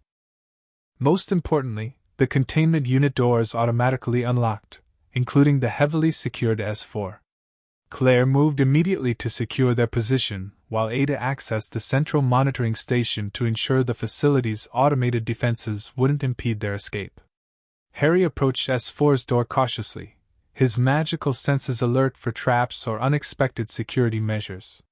When he pulled the heavy door open, the scene inside froze him momentarily. Narcissa Malfoy lay on a medical bed, connected to various monitoring devices and intravenous lines containing a familiar blue-tinged substance, the Arcane strain, being directly administered into her bloodstream. Despite months of captivity and experimentation, Narcissa maintained the proud bearing Harry remembered from their few encounters in his world. Her pale blonde hair had been cut short, and her once immaculate appearance was now clinical and institutional, but her eyes, when they flickered open at his entrance, held the same penetrating intensity. "Potter," she whispered, recognition immediate despite her weakened state. "How unexpected." "Mrs. Malfoy," Harry acknowledged, moving quickly to disconnect the medical equipment. "Your son sent me." A flicker of genuine emotion crossed her typically composed features. "Draco is alive? They told me he perished in an experiment." "Very much alive," Harry assured her, carefully removing the 4 lines delivering the viral agent. "And waiting for you at our extraction point. Maternal leverage is such an effective motivational tool," came a new voice from the doorway. "Though I admit, I underestimated the lengths to which both Malfoys would go to subvert our work." Harry spun to find a man in a pristine white laboratory coat standing in the doorway, flanked by 2 security personnel. His aristocratic features and cold, calculating eyes triggered immediate recognition. Albert Weskier, former Umbrella researcher and now apparent leader within the Convergence. "Claire, Ada," Harry said calmly into his comm unit. "We have company." Before Ada could respond, a sudden electronic pulse surged through the facility's systems, temporarily disabling their communications. Harry felt the specialized jamming technology affecting even his enchanted devices. "I do apologize for the disruption," Weskier said without a trace of sincerity. "But I find private conversations so much more productive." Harry positioned himself protectively between Narcissa and the newcomers, his wand raised but not yet casting. Weskier. Chris mentioned you might be involved with the Convergence. Mr. Redfield gives me too much credit, Weskier replied smoothly. I merely serve as scientific director for certain specialized projects. The Arcane initiative being particularly fascinating. Harry assessed their tactical situation rapidly. Claire and Ada would be responding to the communication disruption, but he needed to buy time for Narcissa's extraction. Your fascinating initiative nearly caused a dimensional catastrophe at Mont Blanc, Harry pointed out. Hardly controlled scientific exploration. Weskier's expression remained impassive behind his dark sunglasses. Acceptable risks in pursuit of evolutionary advancement. The dimensional barrier between worlds represents the next frontier of human development. You're not interested in human development, Harry countered, slowly channeling magic into a shield charm around himself and Narcissa. Just weapons development. A limited perspective. Weskier sighed. But expected from someone who uses their extraordinary abilities so conventionally. The subtle shift in Weskier's posture was Harry's only warning before the man moved with inhuman speed, crossing the distance between them faster than any normal human could manage. Harry barely had time to complete his shield charm before Weskier struck, a precise blow that would have incapacitated him instantly without magical protection. The impact against his shield still sent Harry staggering backward. Weskier's strength and speed confirmed rumors of his own viral enhancements. Impressive reflexes, Mr. Potter, Weskier commented, adjusting his glasses which had barely shifted despite his explosive movement. The integration of magical defense with combat awareness suggests optimal neural adaptation. Harry didn't waste breath responding. Instead, he cast in rapid succession a stunning spell followed by a binding jinx, both modified for increased effectiveness against enhanced physiology. Weskier dodged the first with unnatural agility but was caught partially by the second, magical restraints temporarily slowing his left arm before he somehow metabolized the magical energy, breaking free with a flex of viral-enhanced muscles. Fascinating, Weskier observed with clinical detachment. Your magical energy interacts directly with my viral modifications. The research implications are significant. The security personnel had drawn weapons but held their fire, clearly under orders to capture rather than kill. Harry used their hesitation to his advantage, casting a wide area obscuring charm that filled the chamber with dense, impenetrable fog. In the concealment, Harry quickly moved to Narcissa's side. Can you walk? He whispered urgently. With assistance, she confirmed, already attempting to rise from the medical bed. Harry supported her weight as they moved toward the secondary exit he noted earlier, a maintenance access that should connect to adjacent corridors. Behind them, he heard Weskier issuing calm, precise orders to his security team. Thermal imaging, Sector 3. Non-lethal containment protocols only. As they reached the maintenance door, Harry felt a surge of viral energy approaching, distinct from Weskier's controlled presence, more chaotic and predatory. The Convergence had released some form of BOW to track them through his obscuring fog. Hold on to me, Harry instructed Narcissa, wrapping a supportive arm around her waist while keeping his wand ready. This will be unpleasant. With careful concentration, he apparat them, not far, just to the corridor junction he mentally mapped during their infiltration.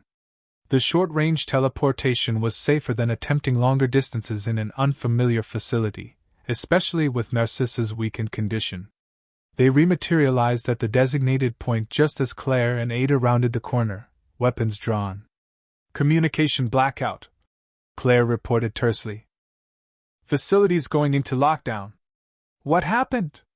Weskier, Harry explained succinctly, still supporting Narcissa. He was waiting for us. Or someone. Recognition flashed in Ada's eyes at the name, though her expression remained controlled. This complicates our extraction significantly.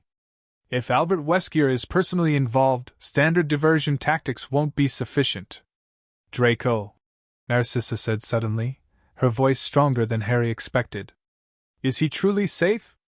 He's coordinating from our secure location, Claire assured her. We'll get you to him, but we need to move now.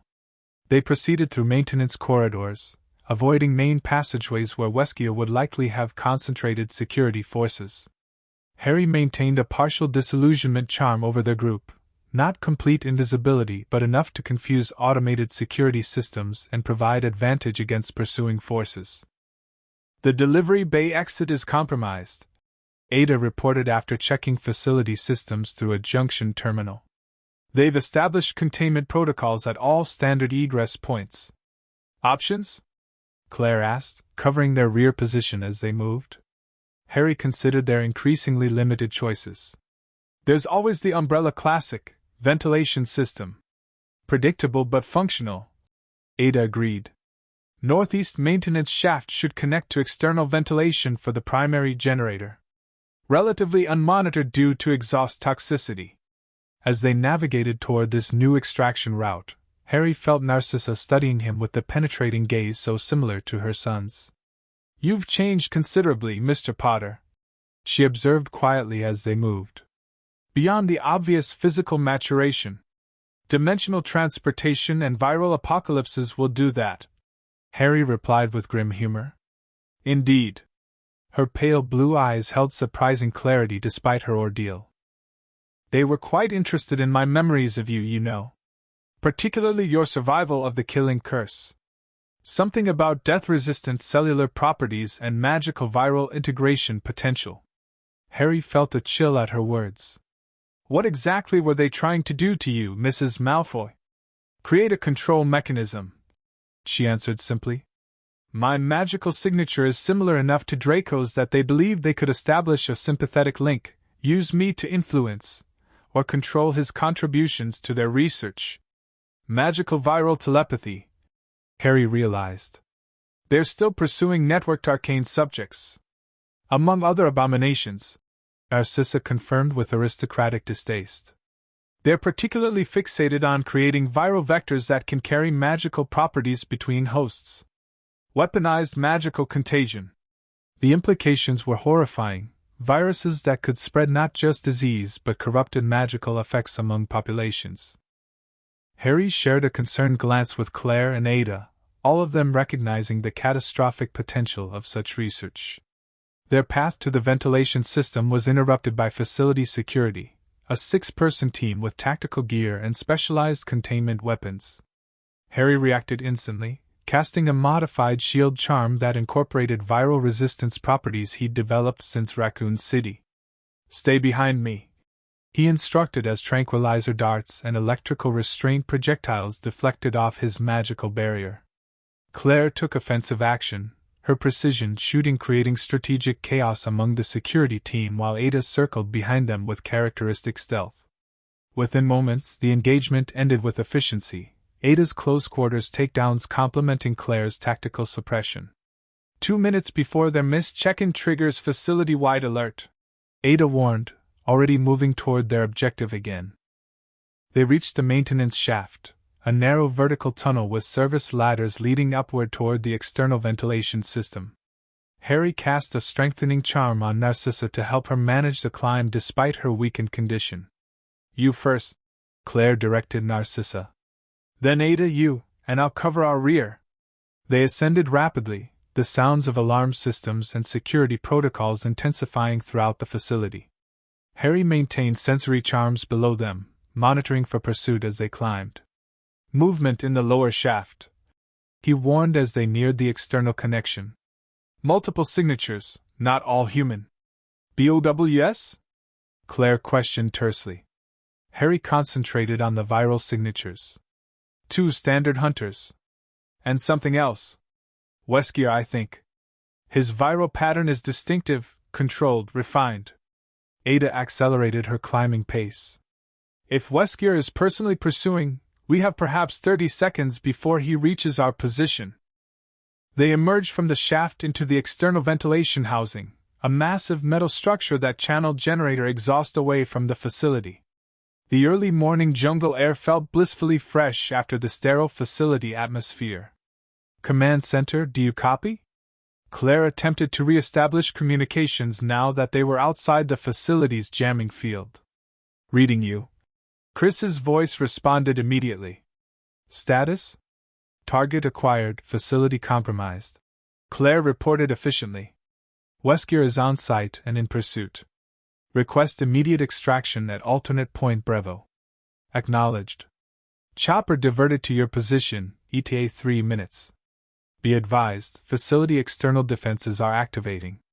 Automated sentry guns coming online. Harry could see the defense systems deploying, turrets emerging from camouflaged housings around the facility perimeter. They had perhaps 2 minutes before those systems would lock onto their position. We need to reach the clearing 300 meters east, Ada stated, already orienting herself in the dense jungle surroundings. Can you maintain a disillusionment charm over all of us during movement? Harry nodded, though he knew it would strain his magical reserves. Not perfect invisibility, but enough to confuse automated targeting systems. As he prepared the expanded charm, a violent impact shook the ventilation housing beneath them. Metal screamed as something punched upward from inside the shaft with tremendous force. Move! Harry shouted, completing the disillusionment charm just as the metal platform tore open. Albert Weskier emerged from the shattered ventilation housing with inhuman grace, his movements fluid and precisely controlled despite the violence of his entrance. His sunglasses remained somehow impeccably positioned as he surveyed the area, head tilting slightly as he focused on their partially concealed forms. Impressive obscurement technique, Mr.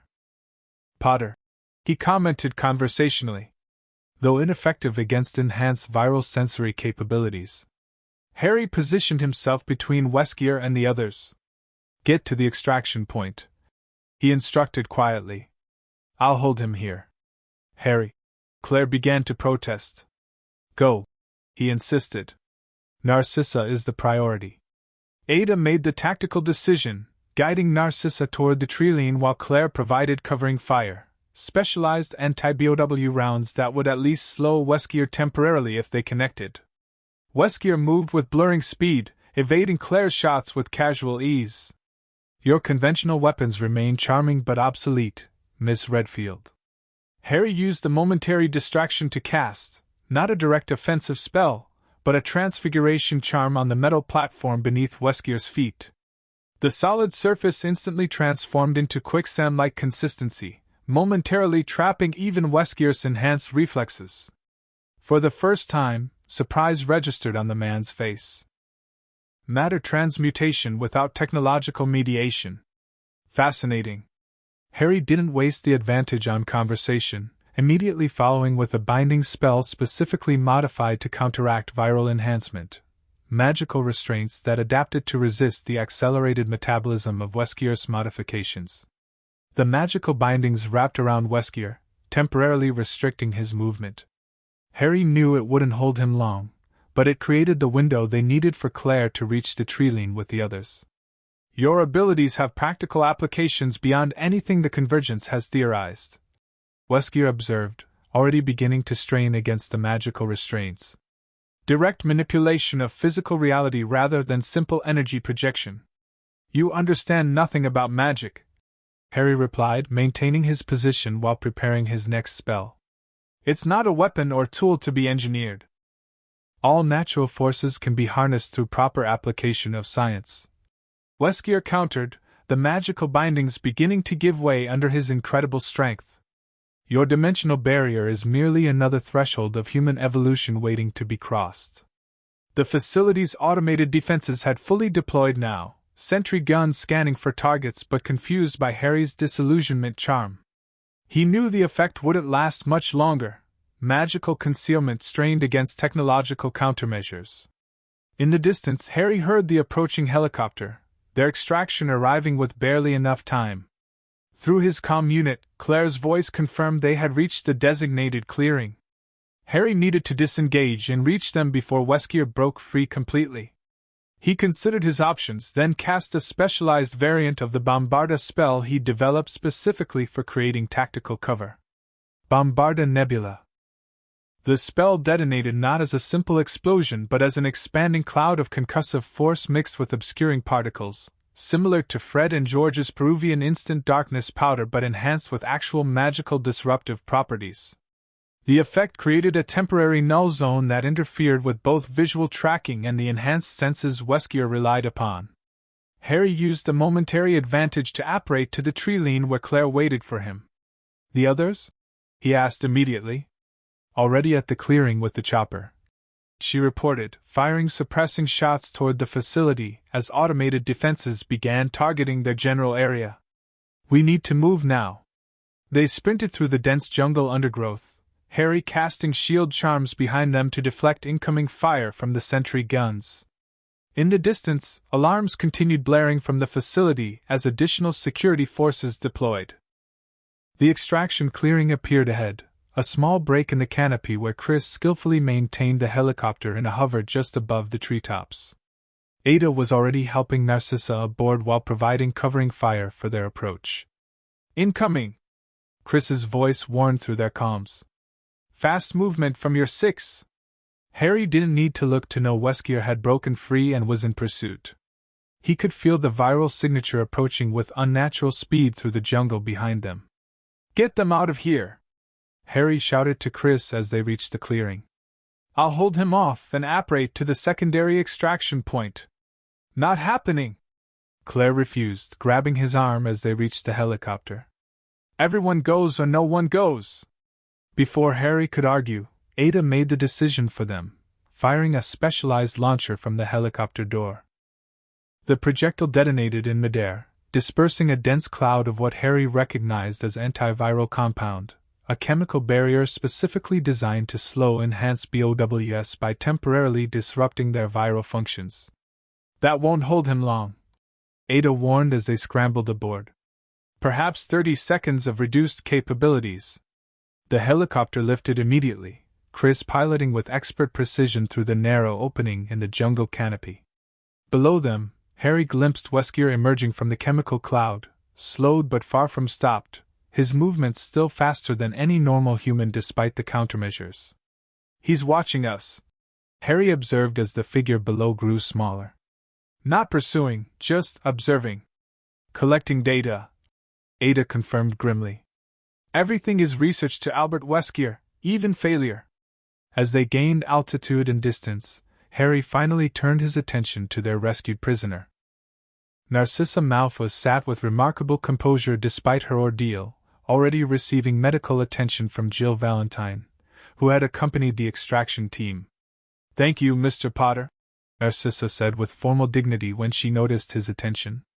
It seems the House of Malfoy remains in your debt across dimensions. There are no debts between allies, Mrs. Malfoy, Harry replied. Only common cause against worse enemies. Her pale eyebrows rose slightly at his diplomatic response. You have indeed matured considerably. In the helicopter's cramped cabin, Harry found himself seated between Claire and Ada, a position that had become increasingly common and increasingly complicated over recent weeks. Claire's hand found his, squeezing briefly in silent acknowledgement of another successful mission, while Ada's shoulder pressed against his other side in what might have been coincidental contact but somehow never felt random. The complex dynamic between the three of them remained largely unaddressed amid the constant pressure of operations against the Convergence. Claire and Harry had developed an undeniable connection in their months together since Raccoon City, a partnership built on trust, shared experience, and growing affection that had deepened since Ada entered their lives. Yet Ada herself had become an integral part of their team, her expertise and resources proving invaluable, while her enigmatic personality and undeniable chemistry with both of them created an emotional triangle none of them had openly confronted. Rendezvous at Safe House Alpha in 30 minutes, Chris informed them from the cockpit. Draco's standing by with medical supplies and the extraction data package. The mention of Draco drew Harry's attention back to their mission outcomes. Rescuing Narcissa had been their immediate priority, but the intelligence they'd gathered about the Convergence's research had potentially greater significance. Mrs. Malfoy, he addressed Narcissa carefully. What you mentioned about their viral magical contagion research, do you know how far they've progressed? Narcissa's expression became grave. They've achieved proof of concept with animal subjects. Viral vectors carrying simplified magical effects, nothing complex, but demonstrably functional. luminescence, minor telekinesis, rudimentary transformation capabilities. Timeline to human trials? Ada asked with professional detachment. Imminent, Narcissa replied. Days, perhaps a week at most. They were preparing transport of successful samples to their primary research facility for integration with the Dimensional Portal project. Claire exchanged concerned glances with Harry. They're still pursuing the portal technology, even after Mont Blanc? With greater determination, Narcissa confirmed. They believe the catastrophic failure provided essential data about stabilization requirements. Mr. Weskier personally oversees the revised project. This new information transformed their understanding of the Convergence's goals. They weren't merely creating enhanced BOWS with magical properties. They were developing technology to potentially expose entire populations to magically active viruses while simultaneously working to access the magical dimension directly. We need to locate their primary research facility, Harry stated, the imperative clear to everyone. Agreed, Chris called from the cockpit. This just escalated from rescue operations to prevention of global catastrophe.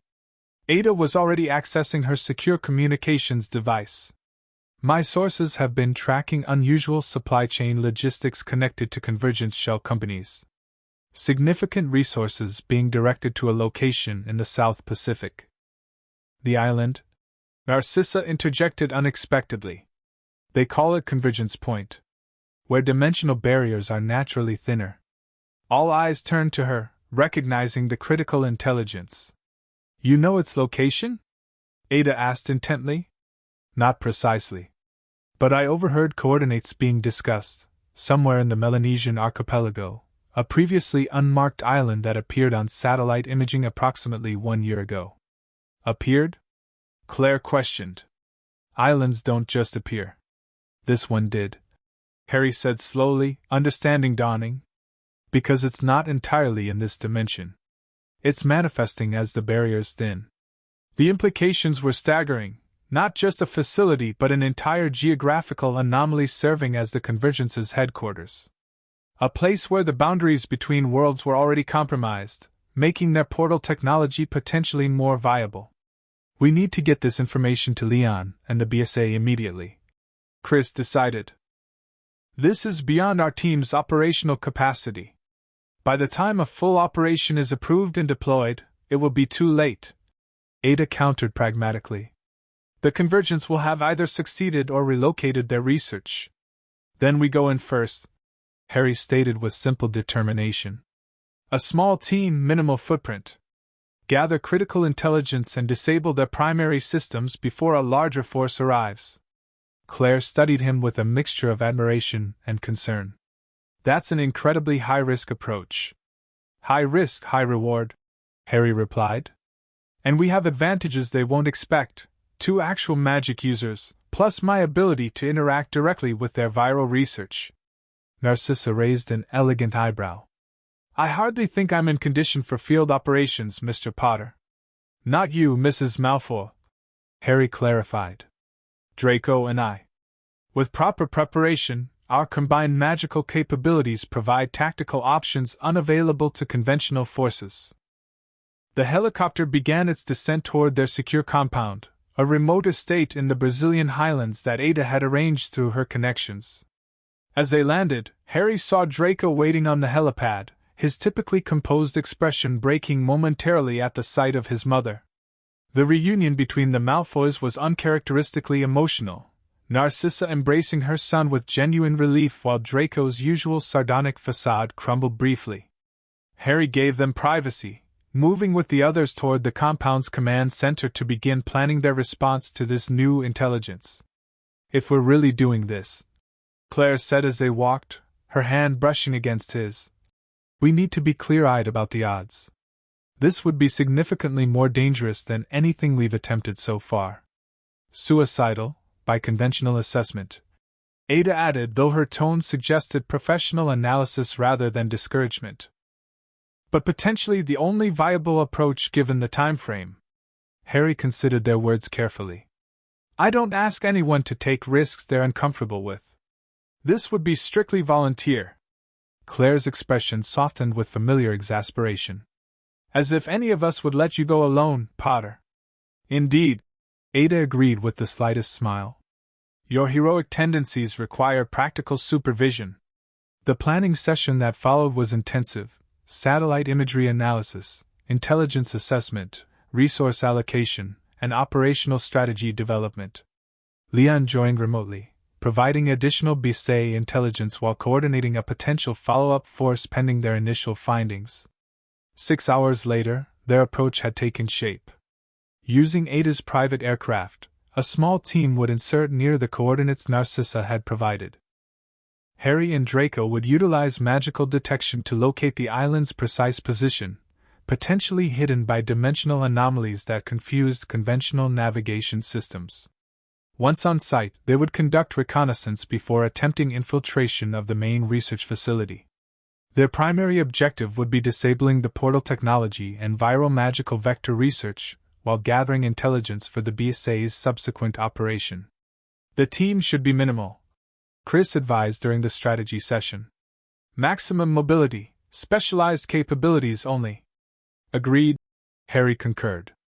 Draco and I for magical operations, Claire for tactical leadership, Ada for technical systems and intelligence, and Chris for overall command and BSA liaison. 5-person insertion. Chris nodded. Jill will coordinate the follow-up response team with Leon. As they prepared equipment and finalized details, Harry found himself on the compound's observation deck, taking a rare moment of solitude to process the escalating stakes. The sun was setting over the Brazilian highlands, painting the sky in vibrant oranges and purples that reminded him, with unexpected poignancy, of Hogwarts at dusk. Soft footsteps announced Claire's arrival, followed moments later by Ada's distinctive measured tread. Contemplating our potential doom? Claire asked lightly, though her eyes reflected understanding of his momentary withdrawal. Actually, thinking about home, Harry admitted. Both the one I lost and the one I found. Ada leaned against the railing beside him, her typically guarded expression softened in the golden evening light. Dimensional displacement creates unique existential perspectives. It does make you reconsider what matters. Harry agreed. Claire moved to his other side, completing their now familiar triangular arrangement. And what matters to Harry Potter these days? Besides saving the world from viral magical apocalypse? The question hung in the air, layered with unspoken complexities they'd all been carefully navigating. Harry considered his answer carefully. Connections, he finally replied. In my first life, I fought because it was prophesied, because it was expected, because it was right. Here, I fight for the connections I've made. For the people who've become my new world. His words carried weight beyond their immediate context, an acknowledgement of the bonds that had formed between the three of them, complicated but undeniably significant. Before we potentially face our doom, Ada said after a moment, her usual pragmatism tinged with unusual vulnerability. Perhaps we should address the unspoken dynamic that has developed. Claire's eyebrows rose at Ada's directness, but she nodded in agreement. Probably overdue, considering we might be flying into a dimensional catastrophe tomorrow. Harry felt a familiar nervous tension. Facing Voldemort had somehow been simpler than navigating these emotional waters. The three of us, you mean? The three of us, Ada confirmed. The partnership that has evolved beyond professional alliance but remains undefined. Claire took a characteristically straightforward approach. I care about Harry. Have since Raccoon City? That's not exactly a secret. And I've developed unexpected regard for both of you. Ada admitted with rare frankness. Contrary to my usual operational parameters.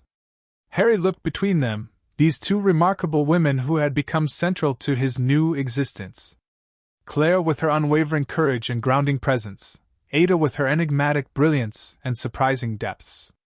Both essential, both irreplaceable in different ways. In my old world, he said carefully, relationships followed conventional patterns. But nothing about this life has been conventional. My feelings for both of you don't fit neatly into expected categories. Conventional is overrated, Claire replied with a small smile. especially in a world with zombies and dimensional portals. Indeed. Ada agreed, her composed facade temporarily lowered. Standard parameters seem inadequate for our particular circumstances.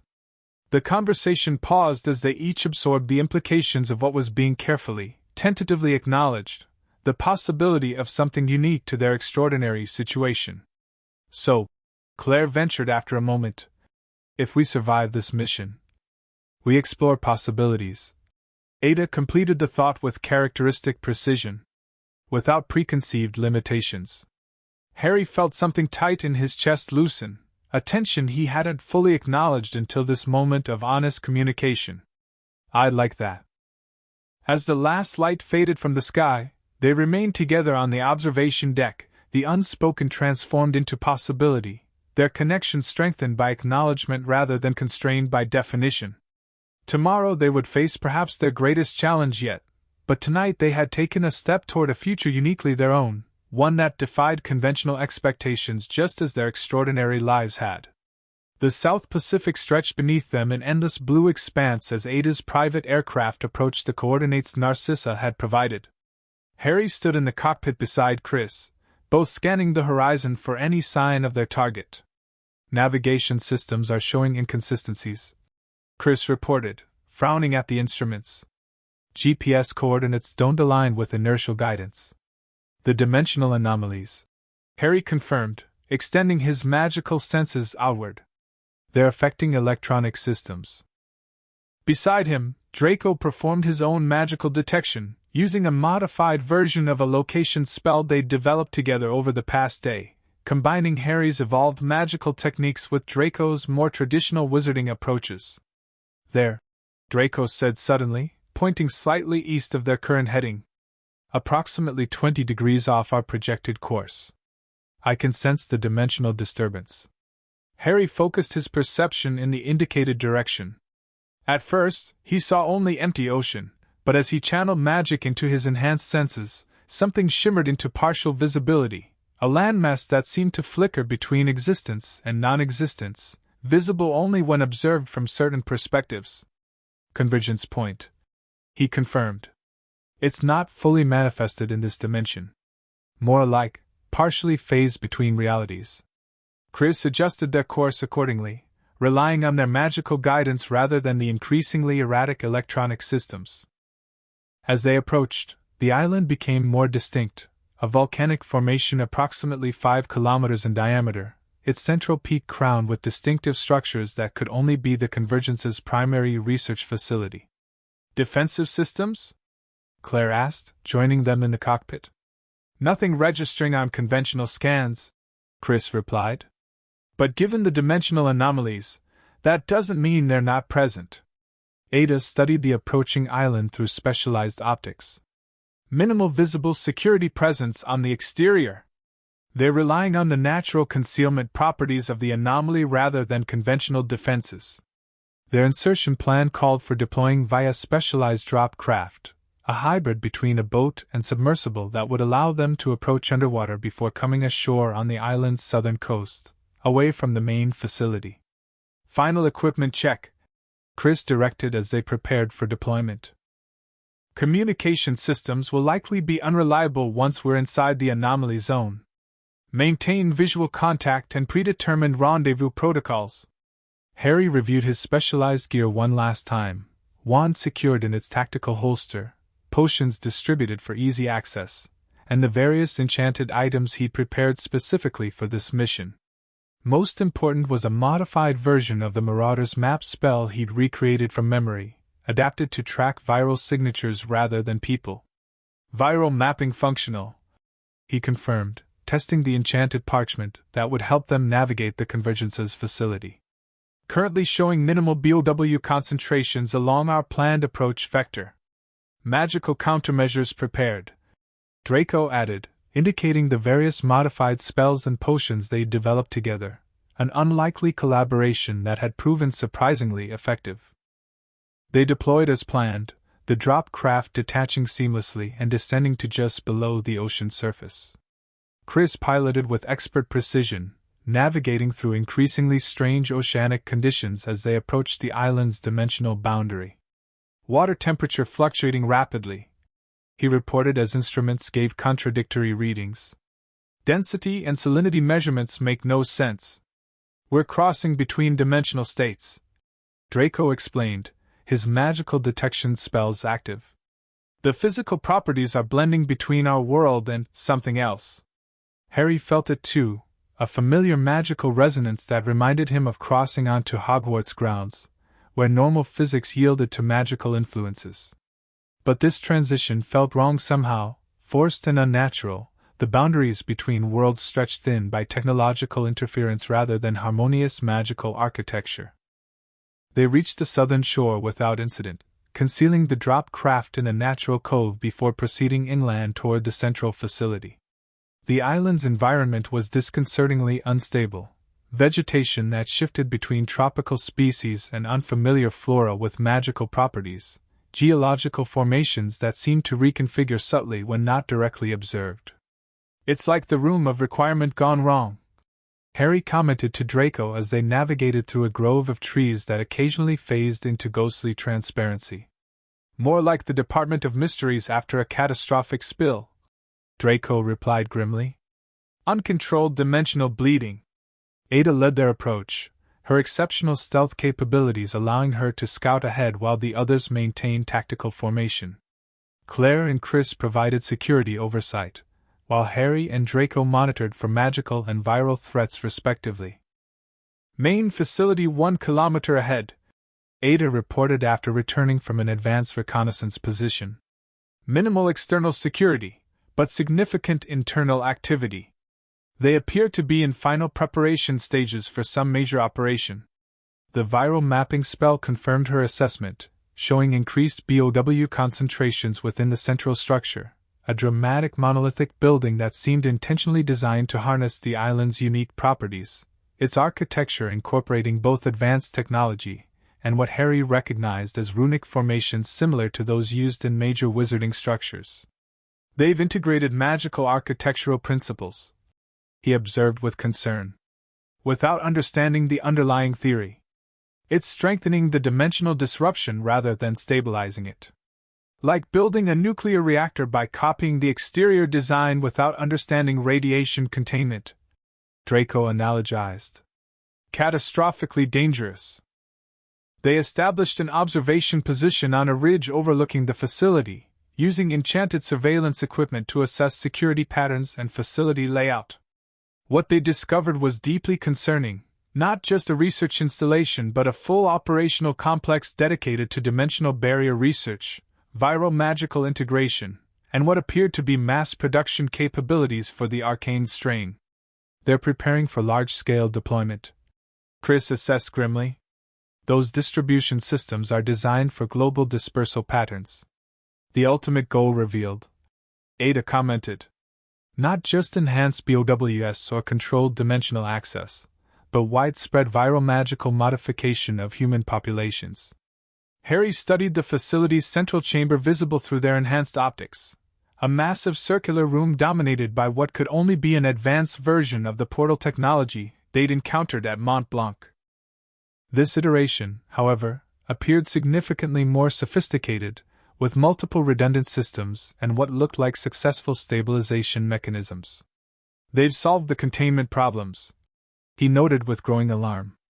"That portal design might actually work." "Operational timeline?" Claire asked, focusing on tactical priorities. Ada consulted her specialized scanning equipment. "Energy signatures suggest final calibration phase. Potential activation within 6 to 8 hours. We need to move now," Chris decided. "Primary objective remains disabling their portal technology and viral production capacity. Secondary objective is data acquisition on their global distribution infrastructure." They approached the facility through a maintenance access point Ada identified from architectural scans, a ventilation system inadequately secured due to the Convergence's over-reliance on their island's natural concealment. Harry and Draco worked in tandem to bypass the minimal magical detection equipment, crude adaptations of wizarding security that recognized magical signatures but could be fooled by properly structured counterspells. "Their understanding of magical theory is improving," Draco noted with professional concern as they disarmed a particularly sophisticated detection ward. This has elements of authentic protective enchantments, not just engineered approximations. They've had your mother's and your knowledge to draw from, Harry reminded him. Plus whatever they've gleaned from my blood samples. Once inside, they navigated through service corridors using the viral mapping spell as their primary guide. The facility's interior revealed the true scale of the Convergence's ambitions: laboratory spaces devoted to viral magical fusion research, production facilities for mass manufacturing of the Arcane strain, and military-style deployment systems designed for global reach. This isn't just research, Claire observed grimly. It's preparation for worldwide release. The logical endpoint of Umbrella's philosophy, Ada commented. Forced evolution through viral modification, now enhanced with magical properties. They proceeded toward the central portal chamber, encountering minimal personnel along their carefully selected route. Most of the facility's staff appeared concentrated in the main operational areas, focused on final preparation activities rather than security concerns. When they reached the observation level overlooking the portal chamber, the full scope of the Convergence's achievement became clear.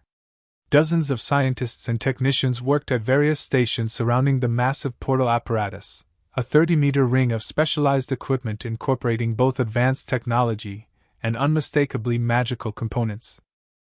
Within the ring, a shimmering field of blue-tinged energy pulsed with increasing stability, occasional windows into another reality flickering momentarily before collapsing back into swirling potential. They're achieving partial connectivity, Draco observed with reluctant professional appreciation. Temporary stable pathways before dimensional rejection occurs. Can we sabotage it from here? Chris asked, assessing tactical options. Harry studied the apparatus carefully. The primary power regulators are there. He indicated 4 symmetrically positioned units around the portal ring. Disrupt those, and the energy containment fails. Which causes what, exactly? Claire questioned pragmatically. Portal collapse similar to Mont Blanc, Harry explained. But on a much larger scale given the enhanced dimensional properties of this location. Catastrophic for the facility, Ada noted. But potentially for the entire island as well. Our extraction window would be measured in minutes, not hours. Chris made the tactical assessment. Worth the risk given what they're preparing to deploy. But first, we secure their research data and viral production details. Intelligence on their global infrastructure remains critical. They divided into teams. Ada and Chris would access the central data systems to extract research and operational intelligence, while Harry, Draco, and Claire would prepare the portal system sabotage for synchronized execution. As Ada and Chris departed for the facility's information center, Harry felt an increasing unease about the dimensional energies swirling in the chamber below. Something about the portal's behavior seemed familiar in a deeply concerning way. Does that remind you of anything? He asked Draco quietly, indicating the pattern of energy fluctuations within the portal field. Draco studied it for a moment before his expression darkened with recognition. The veil. In the Department of Mysteries. Similar energy signature, but artificially accelerated. They've replicated a naturally occurring dimensional threshold. Harry realized with growing horror. But without the metaphysical stability that comes with natural formation. Like building an artificial black hole. Draco analogized grimly. The energy requirements alone should make this impossible. Unless you're drawing power from both sides. Came a familiar voice from behind them. They spun to find Albert Wesker standing in the observation-level doorway, his posture relaxed yet radiating controlled danger. Behind him stood several security personnel and a woman Harry recognized with shock, Dolores Umbridge, somehow older but unmistakable in her pink cardigan, her expression as unpleasantly sweet as he remembered. Convergence has friends on both sides of the dimensional barrier, Mr. Potter. Wesker continued smoothly. Individuals who share our vision for evolutionary advancement. Umbridge. Harry addressed his former tormentor with cold recognition. Working with Muggles now? How the mighty have fallen. Her false smile didn't waver. Such limited vision, Potter. always was your failing. The Convergence offers what the wizarding world repeatedly rejected: progress through controlled integration rather than stagnant separation. You've helped them create a catastrophe waiting to happen. Draco interjected, his aristocratic disdain in full force. That portal is fundamentally unstable. You're risking both dimensions. Acceptable risk for necessary evolution.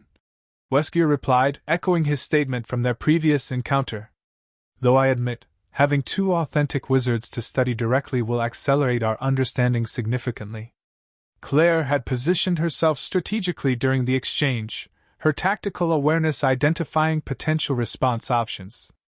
What happened to the others? The wizards or witches who came through before?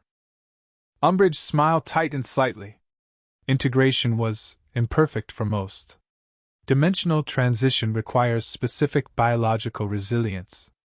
Mr. Potter's prior exposure to death magic and Mr. Malfoy's unique genetic factors provided exceptional adaptation capability. You've been sending people through deliberately. Harry realized with disgust. Experimenting with force-dimensional transportation. Creating bridges between worlds requires sacrifice. Weskier stated without remorse. Though I believe we've refined the process sufficiently for the next phase, controlled population movement between dimensions. The implications were staggering. The Convergence plan not just viral magical modification of this world's population but actual transit between dimensions, potentially exposing the wizarding world to their corrupted vision of evolutionary advancement. Before the confrontation could escalate further, the facility's alarms activated, not security alerts but system warnings. The portal below pulsed with sudden intensity, energy patterns shifting unpredictably. Phase synchronization accelerating beyond parameters. A technician announced over the facility's communication system. Dimensional boundary thinning at exponential rates. Weskier's expression remained controlled despite the unexpected development. It seems the proximity of authentic magical signatures has catalyzed the process. Fortunate, if premature. Harry exchanged alarmed glances with Draco, both recognizing the implications. Their presence, two wizards with direct connection to the other dimension, was somehow strengthening the portal's formation, accelerating what should have been a carefully controlled process. The observation window suddenly shattered as a pulse of energy erupted from the portal below, sending equipment and personnel flying. Chaos erupted throughout the chamber as the portal's containment systems struggled to compensate for the unexpected power surge. In the confusion, Claire acted with characteristic decisiveness, drawing her specialized weapon and firing at the security personnel while Harry and Draco cast simultaneous shield charms to protect against Weskier's blindingly fast counterattack. The portal's becoming self-sustaining, Draco shouted over the increasing roar of dimensional energy. We need to disrupt the power regulators now. Weskier moved with viral-enhanced speed, intercepting Harry's attempt to target the nearest regulator with a spell. Their collision sent both crashing into monitoring equipment, Weskier's superhuman strength nearly overwhelming Harry's magically enhanced reflexes. Your resistance is counterproductive, Mr. Potter, Weskier stated calmly despite their violent struggle. The dimensional integration is inevitable. Your world and ours, evolving together under proper guidance. Your guidance created Raccoon City, Harry countered, channeling magic into his physical resistance. This isn't evolution, it's corruption. Meanwhile, Claire engaged the remaining security forces with tactical precision while Draco confronted Umbridge, a magical duel erupting between them that reflected their vastly different approaches to wizardry.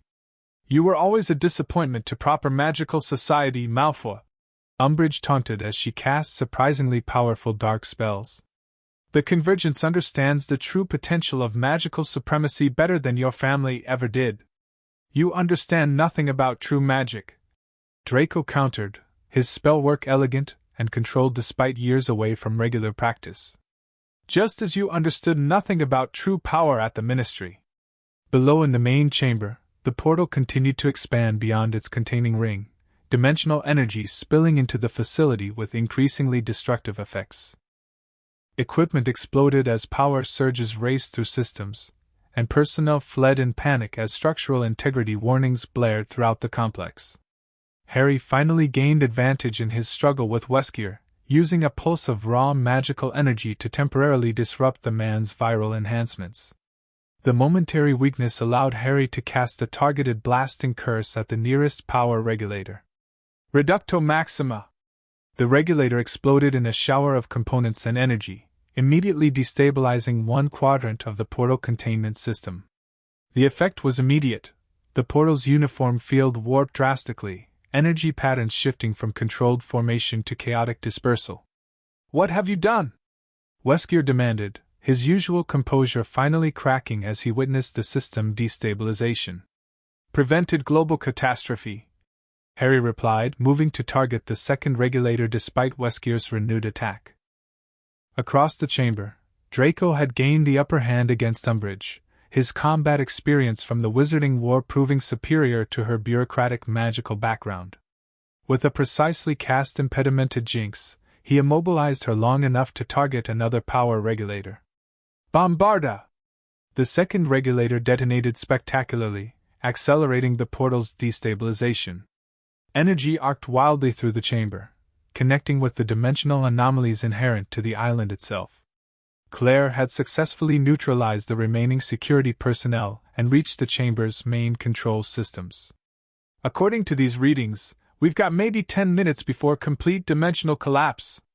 This entire island is becoming unstable." Through the facility's communication system, they heard Chris's voice, distorted but urgent. "Data secured.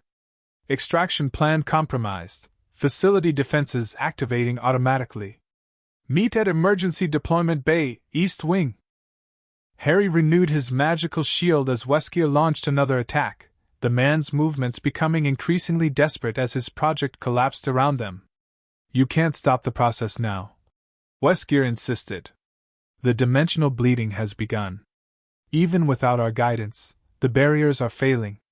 A tremendous shudder ran through the entire facility as the third power regulator overloaded from system feedback, destroying itself without their direct intervention.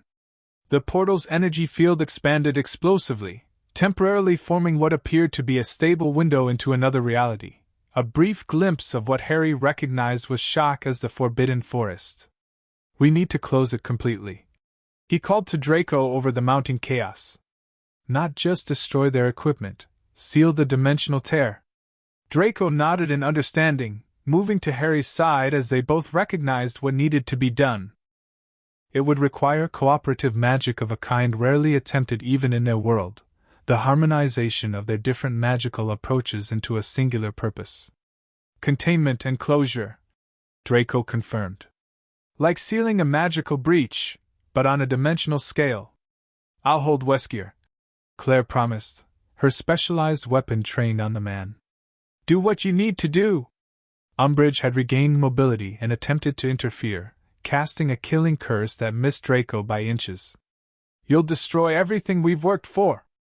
"That's the idea," Claire replied coldly, adjusting her aim to include the former ministry official in her coverage.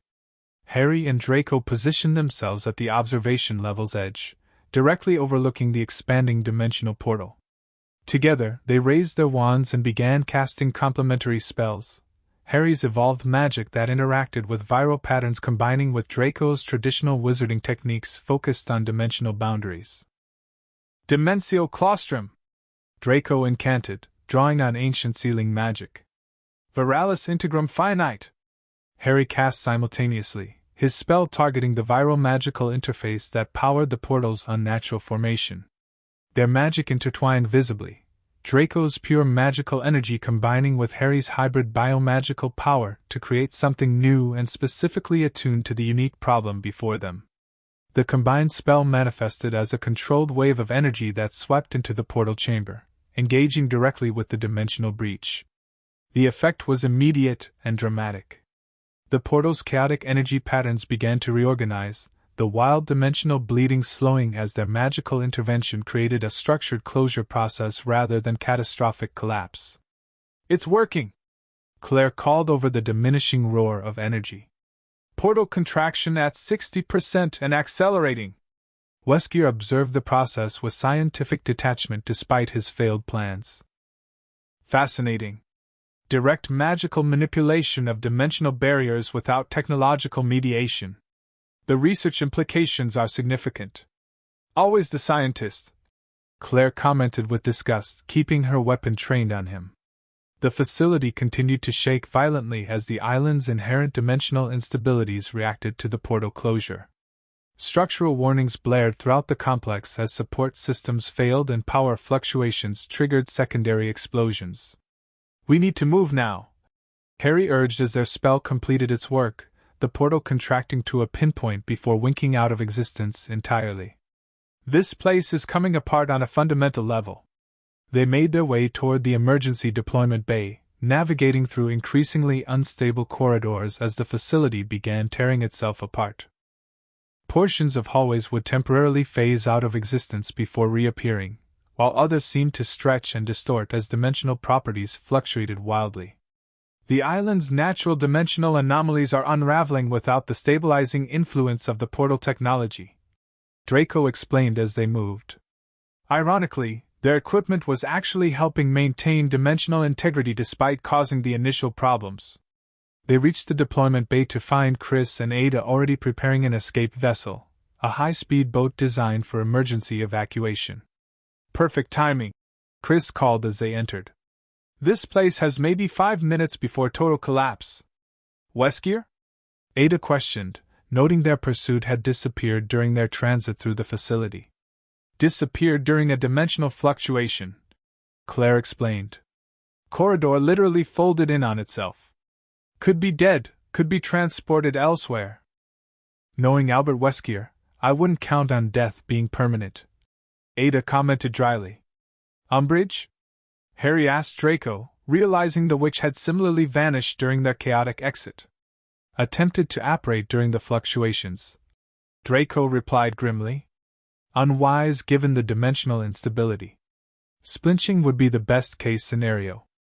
They boarded the evacuation vessel quickly as the deployment bay doors opened automatically, revealing churning waters beyond.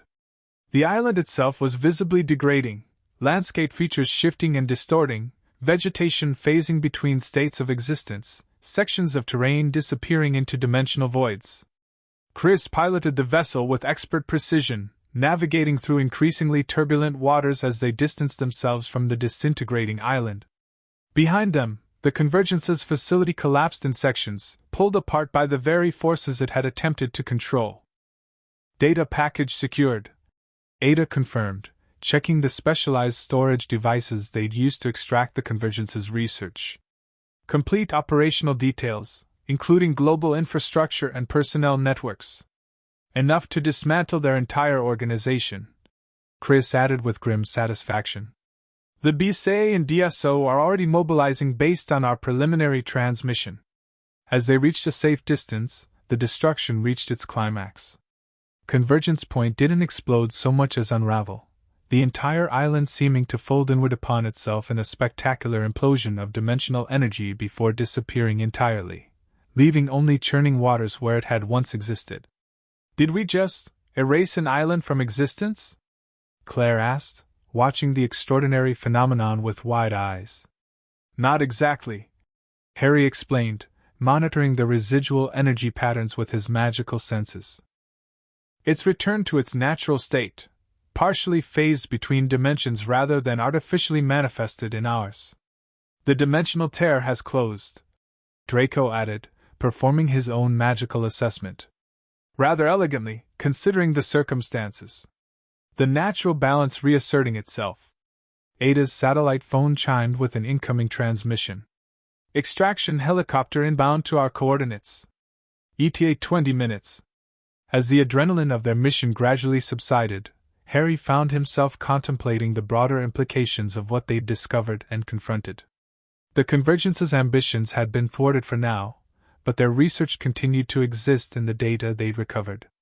The knowledge of dimensional barriers, viral magical integration, and artificial magical induction remained, dangerous information that could never be completely contained. Claire moved to his side as if sensing his thoughts.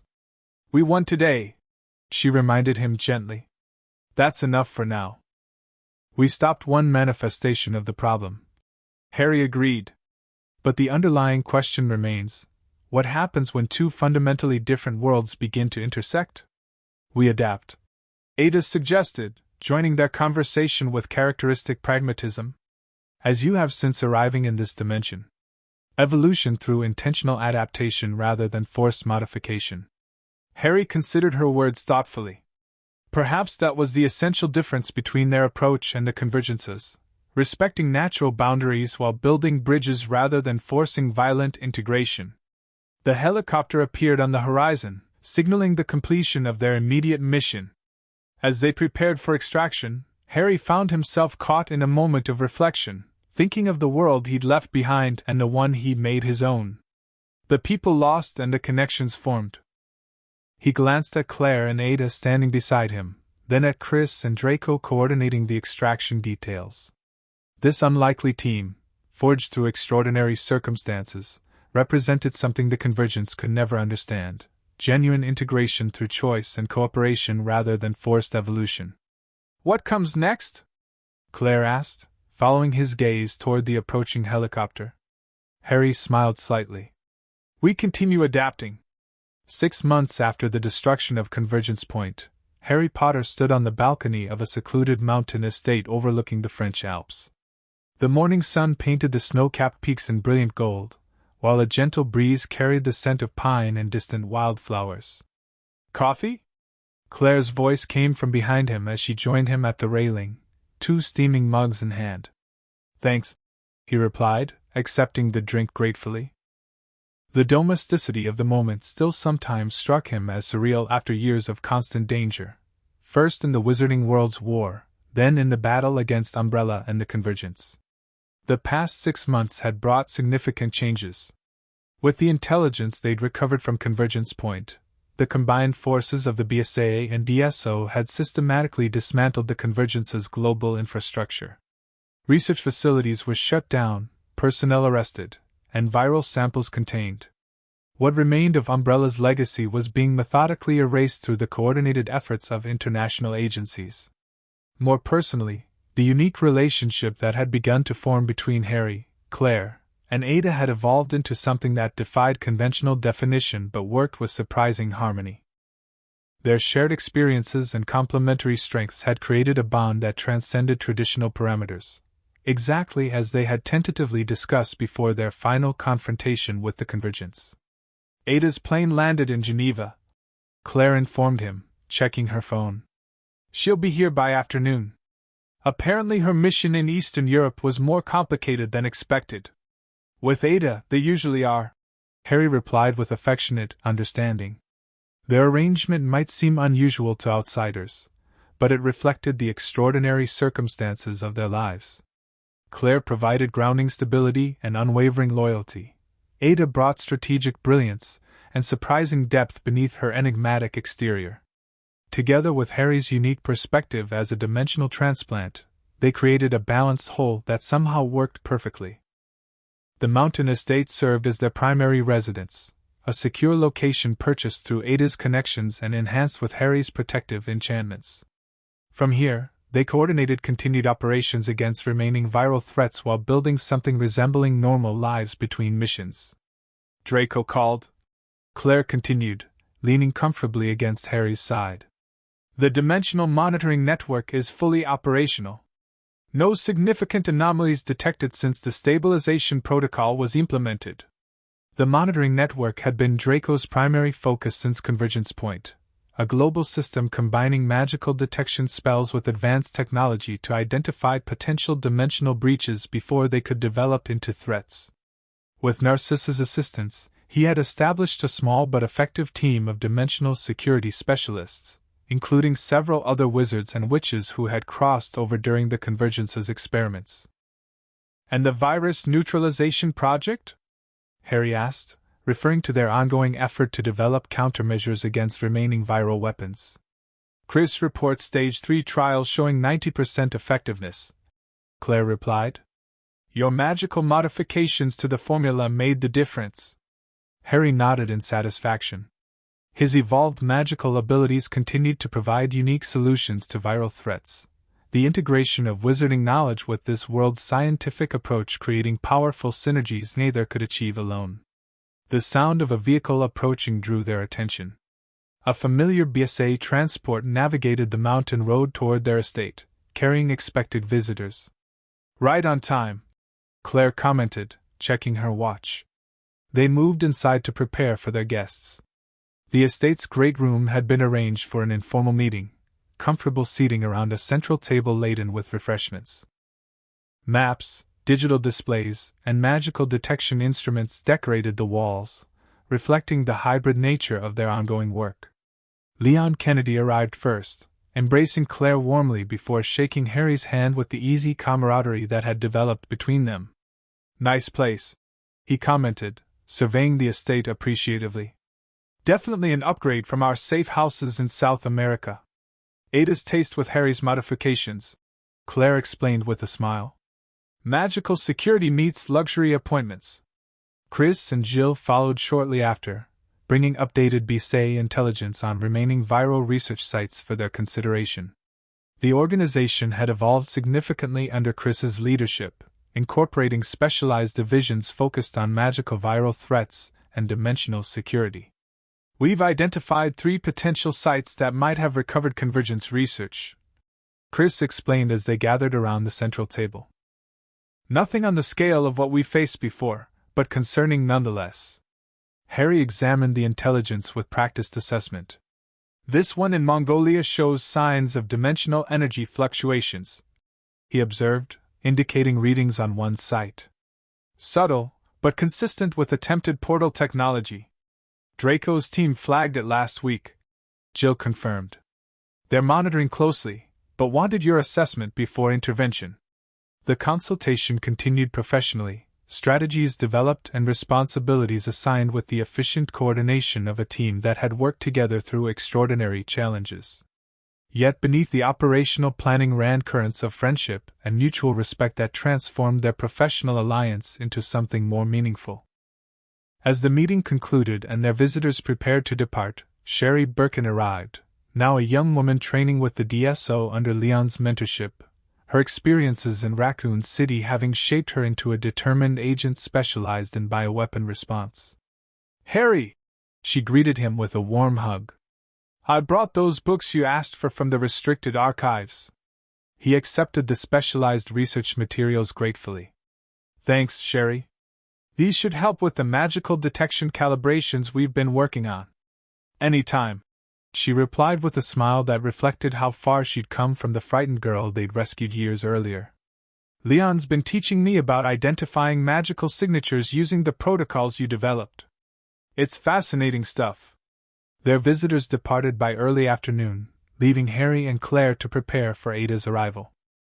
The 3 maintained independent professional lives alongside their personal connection, Claire coordinating with TerraSave and the BSA, Ada continuing her enigmatic contract work, now more selectively chosen and ethically aligned, and Harry developing magical countermeasures against emerging threats. Ada arrived precisely when expected, her elegant efficiency unchanged despite the evolving nature of their relationship. What had changed was the genuine warmth in her eyes when she greeted them, Claire with an embrace, Harry with a kiss that held none of her former calculated reserve. "Successful mission?" Claire asked as they settled in the estate's living area. "Entirely," Ada confirmed, accepting a glass of wine Harry offered. "Former Umbrella researchers attempting to recreate T-virus variants without proper containment protocols. Their operation has been permanently discontinued." The euphemism made Harry smile slightly. Ada's methods remained her own, though her targets were now exclusively those who genuinely threatened public safety through viral or dimensional experimentation. As evening approached, they moved to the estate's western balcony to watch the sunset paint the mountains in spectacular colors. Standing together, they represented an unlikely convergence of their own, different backgrounds, abilities, and perspectives united by shared purpose and genuine connection. "Any regrets?" Claire asked Harry suddenly, voicing a question she occasionally raised when moments of peace allowed for reflection. "About this world, this life?" Harry considered the question seriously, as he always did. He thought of the wizarding world he'd left behind, friends and mentors now existing in another dimension, a life and destiny interrupted by his unexpected transition to this reality. He thought also of what he'd found here, purpose aligned with his natural inclinations, companions who understood him on fundamental levels, and the unique role he could play in protecting a world that faced threats unlike any his original dimension had known. "I miss them," he admitted honestly. "The people, the familiarity, the sense of belonging I'd just begun to feel after Voldemort's defeat." Claire nodded understanding, while Ada's hand found his in silent acknowledgement of the loss. "But this world became mine too," Harry continued. "Not as a replacement, but as something new and equally meaningful. I found purpose here. Connection. Home." His gaze encompassed both women, acknowledging the extraordinary bond they'd formed. "I found family, just not in any way I could have imagined. We do specialize in the unexpected," Ada observed with characteristic dry humor, though her eyes reflected deeper emotion. Claire's smile held the straightforward warmth that had first drawn Harry to her during the chaos of Raccoon City. "The Bio-Magic Warrior and his unconventional support team." Harry laughed at the title that had somehow stuck despite his protests. "There's a joke about magical threesomes in there somewhere. Probably best left unmade," Ada suggested with elegant amusement. As darkness fell over the mountains, lights automatically illuminated the estate grounds, conventional electricity complemented by magical illumination Harry had created, the technologies coexisting just as their different worlds and approaches had learned to integrate. In the distance, a faint shimmer occasionally disturbed the night air, the residual trace of a dimensional boundary that had been restored but would never be quite as impermeable as before. A reminder of the ongoing vigilance their unique team provided, ensuring that any future convergence between worlds would happen through careful understanding rather than catastrophic collision. Harry Potter, once the boy who lived, now the Bio-Magic Warrior, stood between the extraordinary women who had become his partners in all senses of the word. Together they faced the remnants of Umbrella's legacy and the ongoing challenges of a world where dimensions had briefly, significantly touched. It wasn't the life he had been prophesied to live, nor the one he had imagined after Voldemort's defeat.